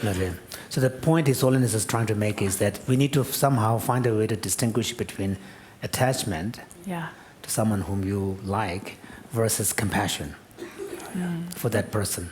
Compassion is 잡아도 맞을 것 같아. Because a genuine compassion is independent of attachment. 자자가 genuine compassion can extend towards your enemy. The attachment biased. Biased, yeah. Hold the mic up. Yes. About the bias, there has been a study, the football. They have very strong attachment to their side and other side. So they put in the street someone who was in difficulty wearing the shirt of one side football. And they watch who is going to help. 90% as those who support the same football club. Those who support the other ones, they just pass. 그런 데 맛이 차식이면서 차식이다 지금 랑쇼 현조 직지 그런 것도 최대 나리네 그냥 차식이 랑쇼 현조 현식으로 그래서 뒤에 차단한 걸 맞다. So this is a little bit different because this is kind of contextual because your sense of identity of belonging to this particular group is heightened. So in that situation, your response will indicate that. His Holiness was saying that something like that happens also in the debating courtyard, you know, depending on which monastery you're from. So there's a kind of a side taking that goes on. So this is not really attachment versus anger, aversion we are talking about. One of the things that we hope will come from this meeting is ways that we can improve our science and our scientific study of these questions. And I think your question you're raising is very helpful because we can incorporate that into future studies to ask people to focus perhaps on people to whom they're attached, people to whom are neutral strangers, and perhaps even people to whom they have personal aversion or dislike. So that is a study that I think we could do in repeating this with those. It's very helpful. Take the mic. Hello? Yes. There have been two studies also about this. One is about people who give their kidney to unknown persons. There's about 200-300 every year in the United States. And there's a psychologist who studied that. And they all say, the reason I do that, if you ask you, would you give a kidney to your mother? Many people said yes. So why stopping there? And they all say, because I feel the common humanity, why should I make a difference between my mother and them? So this group of people spontaneously speak of common humanity. And same thing about those who rescued Jewish people in the Second World War. Hundreds have been studied. Yes. There were some very rich people, some very poor people. The main thing is not about religion, wealth, it's about sense of common humanity. That was the factor that was common to all of them. So extending the circle of feeling we are brothers and sisters.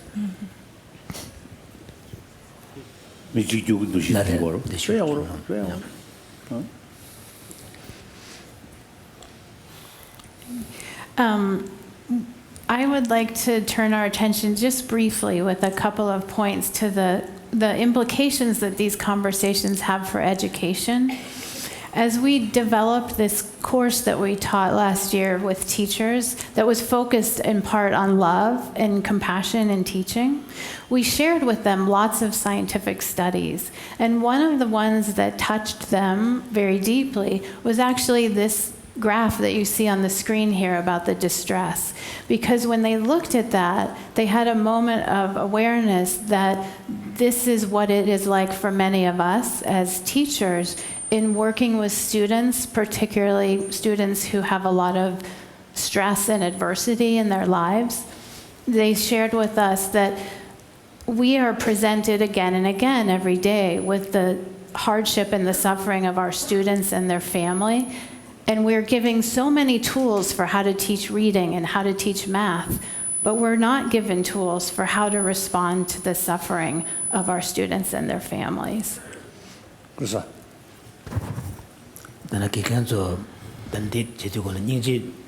Training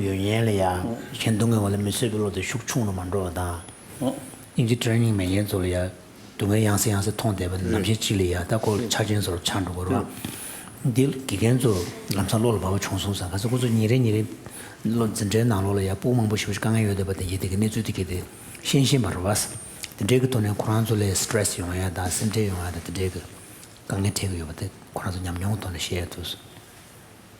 This is an image that shows that process, and what one of the educators said, she reported her belief that these practices and her experience are essential for all educators, all students, and for all human beings.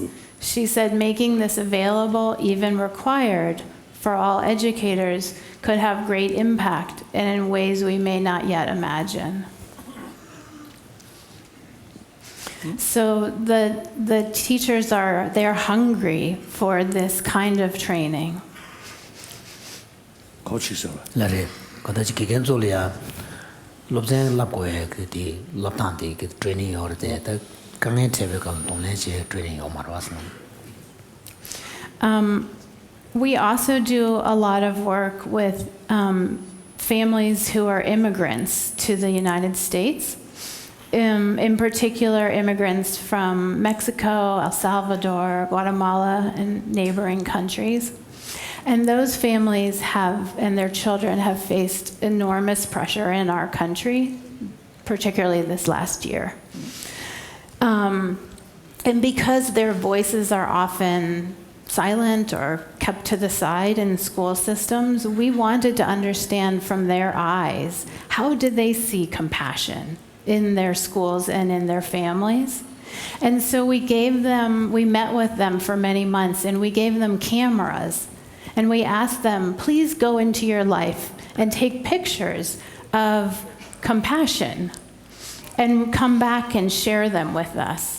And I'll end with just one image from one of the families, one of the mothers. And these were all mothers with students who were about 5 to 10 years old. And she brought back this image of children in the play yard, and she said, this is what we believe about compassion, that we carried love with us from childhood. And we share our feelings of this, no matter our age, no matter our color. To live with compassion in our world is the most important thing. What can we do? So they also, like the teachers, are asking for practices to help support that in recognizing its importance.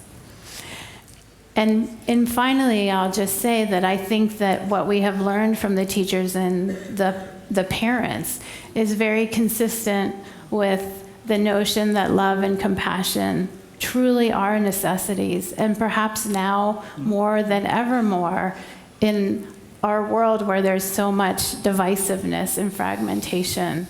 So I thank you very much. Thank you.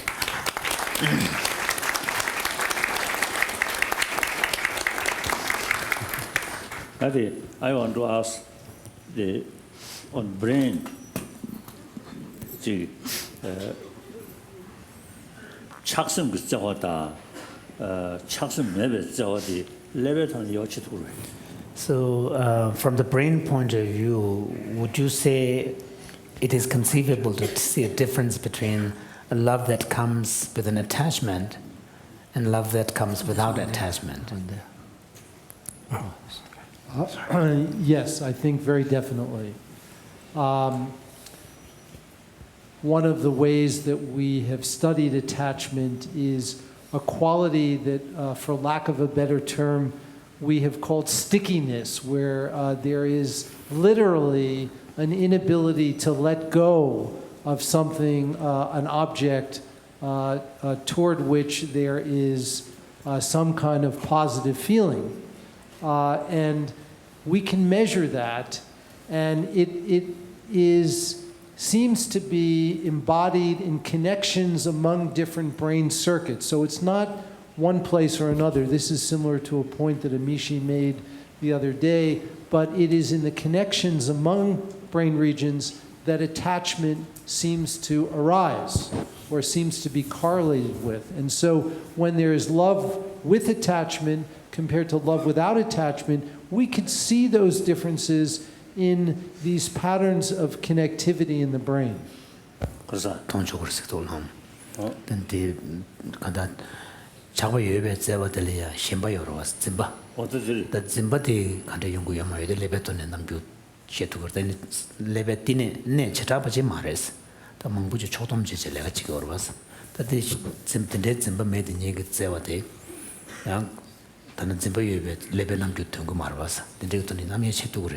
When there's love with attachment, one of the important distinctions that neuroscientists have made is between wanting and liking. And when there is attachment, the wanting circuitry is present. And so when the object of attachment is no longer present, there's still the wanting. And we can measure that. No. Tanto kuzu tsari betone debata na gawani yimjeta the lebenam duty that the chakwayo be tsewadaleya and debata lenguris there's a chakwayo the chakwamebe tsewala debata yomaris the debata yosatugola dochaso now the miyu ke the dune mebe chakwaja aida larela dochalo lare kanda miyu de mebe ine shimba de de grabas.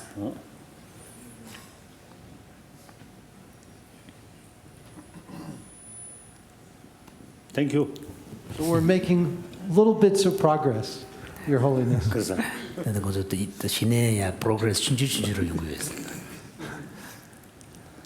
So, Richie, have you begun to study or thought of studying how to change that, how to help people move from a love with attachment to a more universal?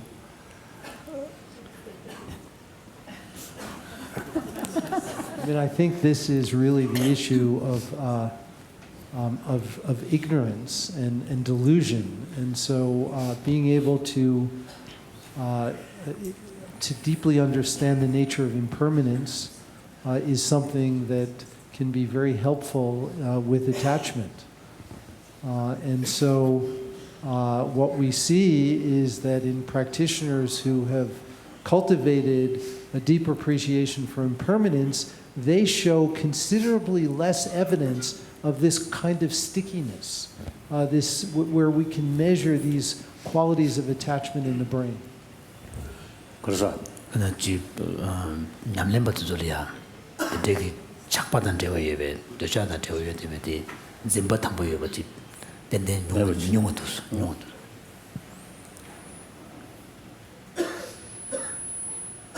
그리고 the quantum physics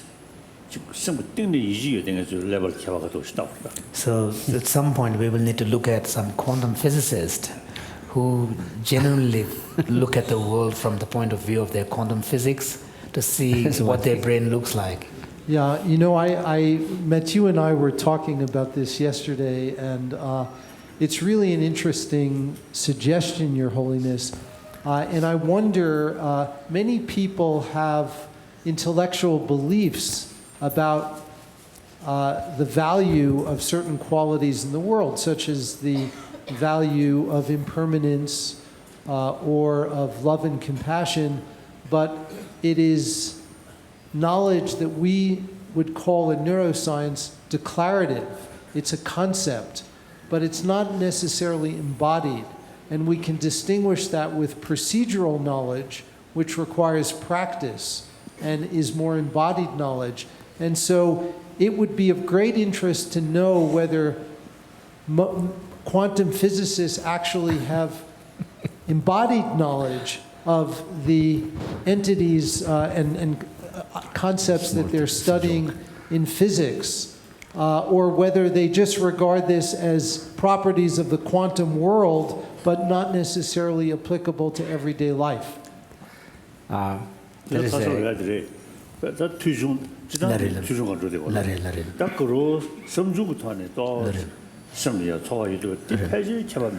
So, of course, here, we were talking about 3 levels of understanding, just verbal and listening, and then, second level where you gain a conviction through critical reflection. So if someone has done the second level processing, then one would expect some impact. Because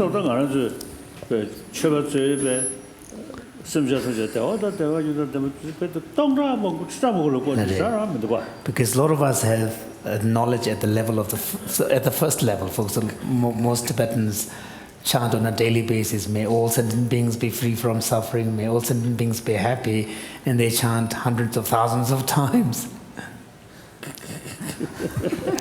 There's a great quantum physicist here, so maybe our scientist friend can test him this afternoon and report tomorrow morning to Your Holiness.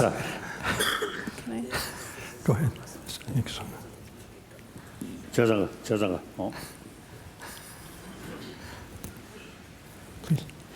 I wanted to ask a question, if I might. all of our studies that we do, they rely on people to volunteer to participate in our studies. And so already the people who come to our research and that we report in all the behavioral and neuroimaging studies, people already, by virtue of volunteering, have some seed of altruism. Yes. What we want, I think, collectively, is to reach all people, is to, even the people who may see things very differently and may be contributing to the divisiveness in our world right now. So, and one of the very first steps that in Michela's presentation was about valuing this. And so I was wondering if you might share with us any thoughts about how we could begin to address that everybody, even the people who don't have this seed of altruism within them. 그래서 전부 도나이 자녀 차대 그래서 tinza 도나이 유니메라 마되바 창만 챕터에 그 답시 주지 가려요나스 다디가다 니지 개침부 임보다 니지 자우침부 임보다 주지 다 미치를 켜보시 our research for as a humanity not selected people or believer so maybe worthwhile non-believer among the believer, like genuine sort of practitioner of theistic religion, I think their philosophy, their concept is very powerful. We all created by God, and God, like our Father, the nature of God is infinite love. So we, 7 million human beings, are children of that kind of Father. Force love. So that also very, very powerful to develop a genuine sense of brotherhood, sisterhood, and respect to others. All 7 billion are truly our brothers, sisters. Wonderful. Number of occasions I met some Christian practitioner. When they explain these things, and also with some prayer, with the music towards God, dear. And their actual sort of behavior also like that. And the late Thomas Merton, they're one of them.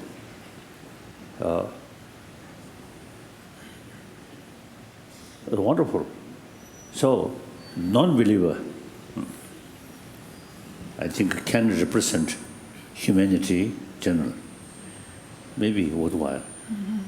To study. Even I think furthermore, people who really feel religion is bad. Human nature,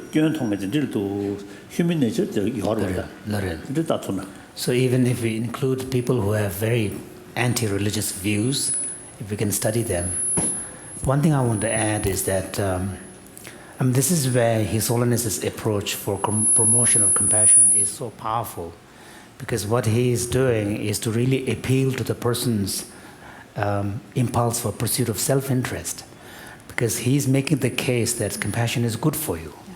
The first beneficiary of a compassion act is yourself. Whether that act really, or whether that act or feeling actually benefits the object of your compassion depends on many other factors. Sometimes you extend the hand, the person may not take it. But on your part, you have already experienced that expansiveness and openness. Mm-hmm. I think making those case, it seems almost paradoxical that you're making a case for other-centered, attitude from a self-centered kind of argument. But in the end, I think that is something that, because a lot of people who consciously reject the value of compassion probably don't realize that it is in fact good for themselves. And for many people, His Holiness's written in the book that sometimes people tend to associate values like compassion with religion, and if they're not interested in religion, then they also ignore these values. So to disentangle values like compassion and kindness from religious framework and to ground it in basic human nature and their own pursuit of well-being, I think that if you can find a way to develop that language, that discourse, and find a way to support it by science, I think that probably will be, then we can reach everybody.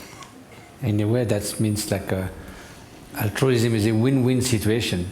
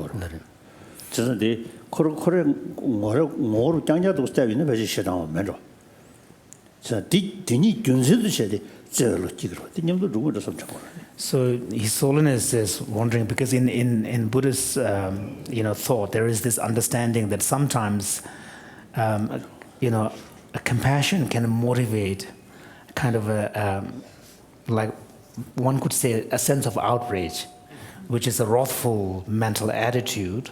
So at that moment, even though you are relating to this person in an angry manner, but the ultimate motivation behind this is a compassion. So would it make sense from a brain point of view that something like these two... So in this case, such a compassion would be completely independent of attachment. There is no doubt. But the question he's asking is, would it make sense from the brain perspective to have two such diametrically opposed attitudes present at the same time in this person's mind? Being compassionate and being wrathful. Yeah. I mean, one of the insights that we've gleaned from dialogues with Your Holiness in the past have actually been around the topic of anger. And one of the insights I think that's emerged is that anger often arises when our goals are being thwarted. And the original impulse for anger may be an energetic response that evolution has equipped us with to overcome obstacles, but it's not necessarily destructive. It does not necessarily involve any kind of harm or violence. It's simply an energetic and focused response. And so wrathful in that sense, I think, can be very helpful and is not necessarily inconsistent with compassion. There could be wrathful compassion.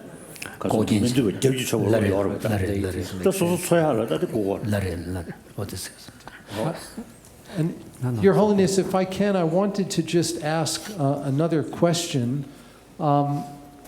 You used the term selfishness earlier as a root cause of much of many problems that we have in our world today. And we can think of selfishness in many ways like an illness, like malaria or Ebola. And the previous Surgeon General of the United States, Vivek Murthy, who was appointed by Obama, is a wonderful man. And one of the central platforms of his tenure as Surgeon General, which is the Chief Public Health Officer of the United States, was that well-being is an urgent public health need. I wonder what Your Holiness might think of the eradication of selfishness as an urgent public health need, and whether Your Holiness would participate and help to organize a worldwide campaign to eradicate selfishness. Vaccination. I know yesterday I mentioned why selfish. Oh, so Xiang Zhao Chia Di, Rang Kevin Tudu. Just around Zhao Di Lido. Around the Shanju Shizani, Shanju Tuning, the mother Shanju Tuning, the Lido. So His Holiness is not really advocating total elimination of selfishness, because he spoke about wise selfish, because you know that foolish selfish, truly troublemaker. Wise selfish, very good, bring together. So eradicate foolish selfish. Oh, that is the foolish selfish.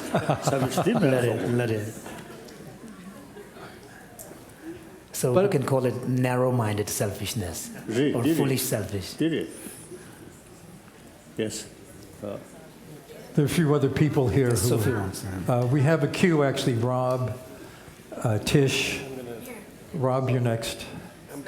And Sona, and then go, since you grabbed the mic. So instead of eradicating selfishness, in our school we talk about self-fullness, which is, in our model, the one that is connected to the whole. So maybe that could be useful. Self-full. Self-fullness la kuya sa pugu la tiga. The susu the nyambol changma dina tu bese. Shenda de nyambol. Self-fullness is when we come with compassion for ourselves and we're able to extend to others, and then to the us domain. Okay. 가장아도 된다디. So the main point is to agree on what is it that needs to be promoted, and then that people may have different, way of phrasing it, but that could be settled. Oh, different philosophy. Some say God, creator, wonderful. Some say no God, no creator, but rather self-creation. That was very good. Same goal. Same goal, yeah. Rob. I was just wondering, we were talking... he is mic'd. Yeah, he's mic'd. Yes. Can you hear me now? Just raise your hand. Oh, sorry. Yes, hello. Hello. Hello. Good. I was wondering, we were talking a bit about self earlier. You're not switched on, actually. Like this? I'll just try this one. Can you tell the number? You have a number on your...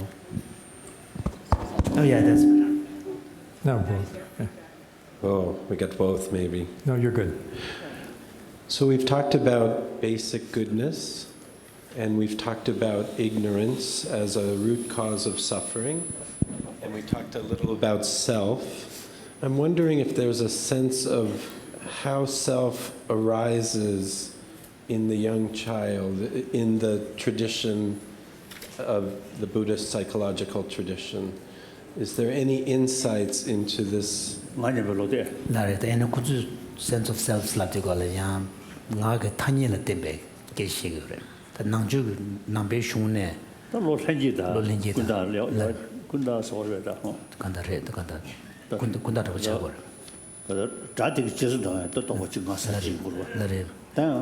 ada keja kaso mosung keja kaso da ke mosung ne ada bugi ngurwa dengan celo chile kada ngege ne gamna ne sha chogum so So the understanding in Buddhism is to make a distinction between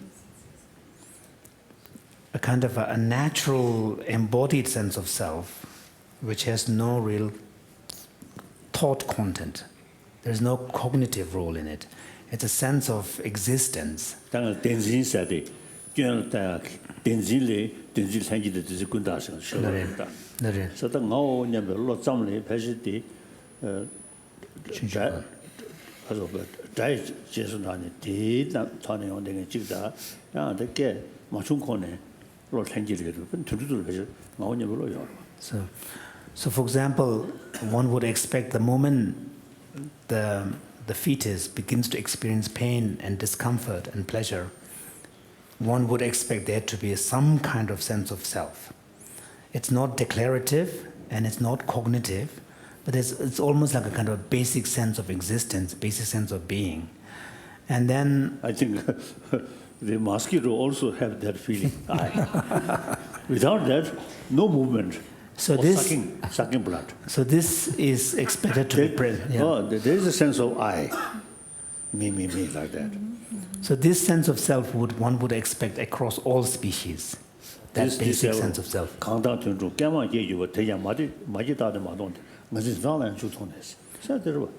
There's even a text that says that the sense of self is so basic and innate that it exists in all beings, all sentient beings.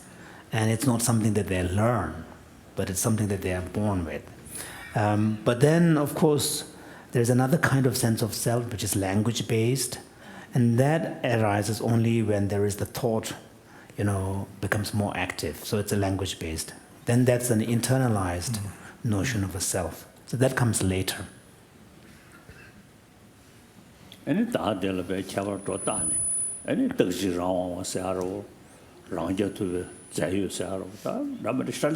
and then philosophers would even go further and then develop a whole concept of self and attribute notions of permanence, eternity, unity, and so on. So that's the theory of self. So when we talk about selfless altruism... Mike, please.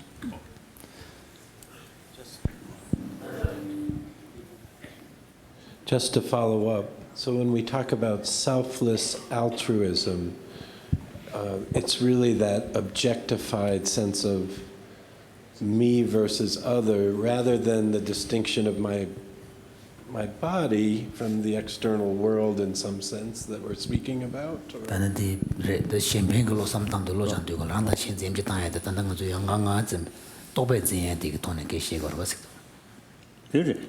That's true. 일단은 치코레도 아주 인지식 selfless 하로 직직시르잖아요.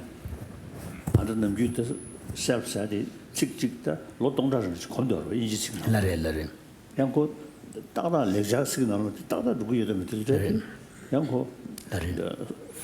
그 간다 민시디디 그 가소래. kumshi cultural heritage thone yonde korwa. Chazanga the Western cultures level ina English also the Western cultures level ina Judo Christian background chadwa. Just a language the shishon thone yonde korwa. Ye jagal shashin doesn't matter. So one thing that we do need to take into account when we are talking about terms like selflessness and so on, the importance of the culture influence. Because, self is an English term, which is part of the Judeo-Christian cultural heritage. So many of the English terms have connotations that are rooted in, 1,000 years cultural history. So when we use it to translate some other term from outside other culture, like Sanskrit or Tibetan or Buddhist, then, we can't expect there to be exact one-to-one correlation. So that's something that we have to keep in mind, so that we don't, completely ignore the cultural influence on the terminology.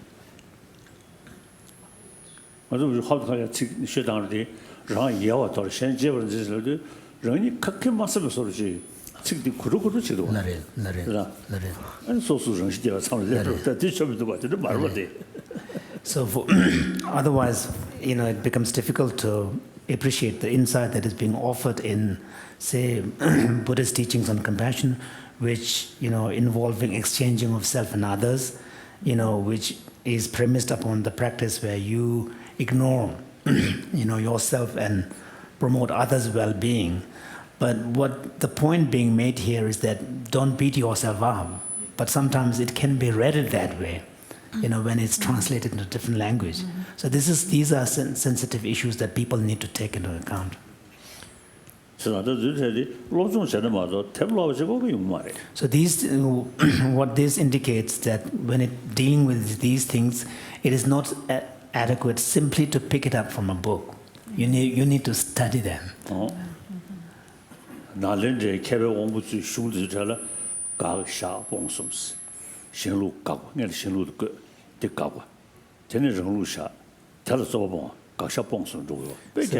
So if you look at a standard model of the great writings of the Nalanda masters, they generally tend to have 3 stages in their text. The first part is a statement of many other viewpoints, and then they critique them, that this is not good enough, that's not good enough. They critique them.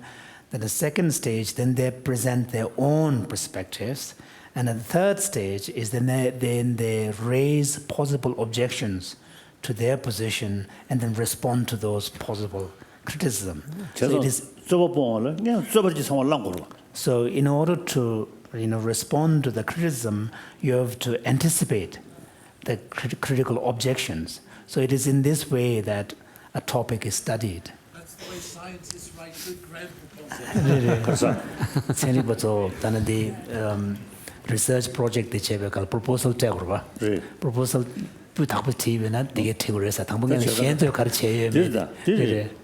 That's true. So this is level and when you do that, you're really making your brain work. Yes, minister. So otherwise, if you just simply become, say whatever other people say, if you say yes, then you become yes minister. So, Your Holiness, we've reached the end of our morning. Thank you for your generosity in spending time with us. Thank you. And kindness, too.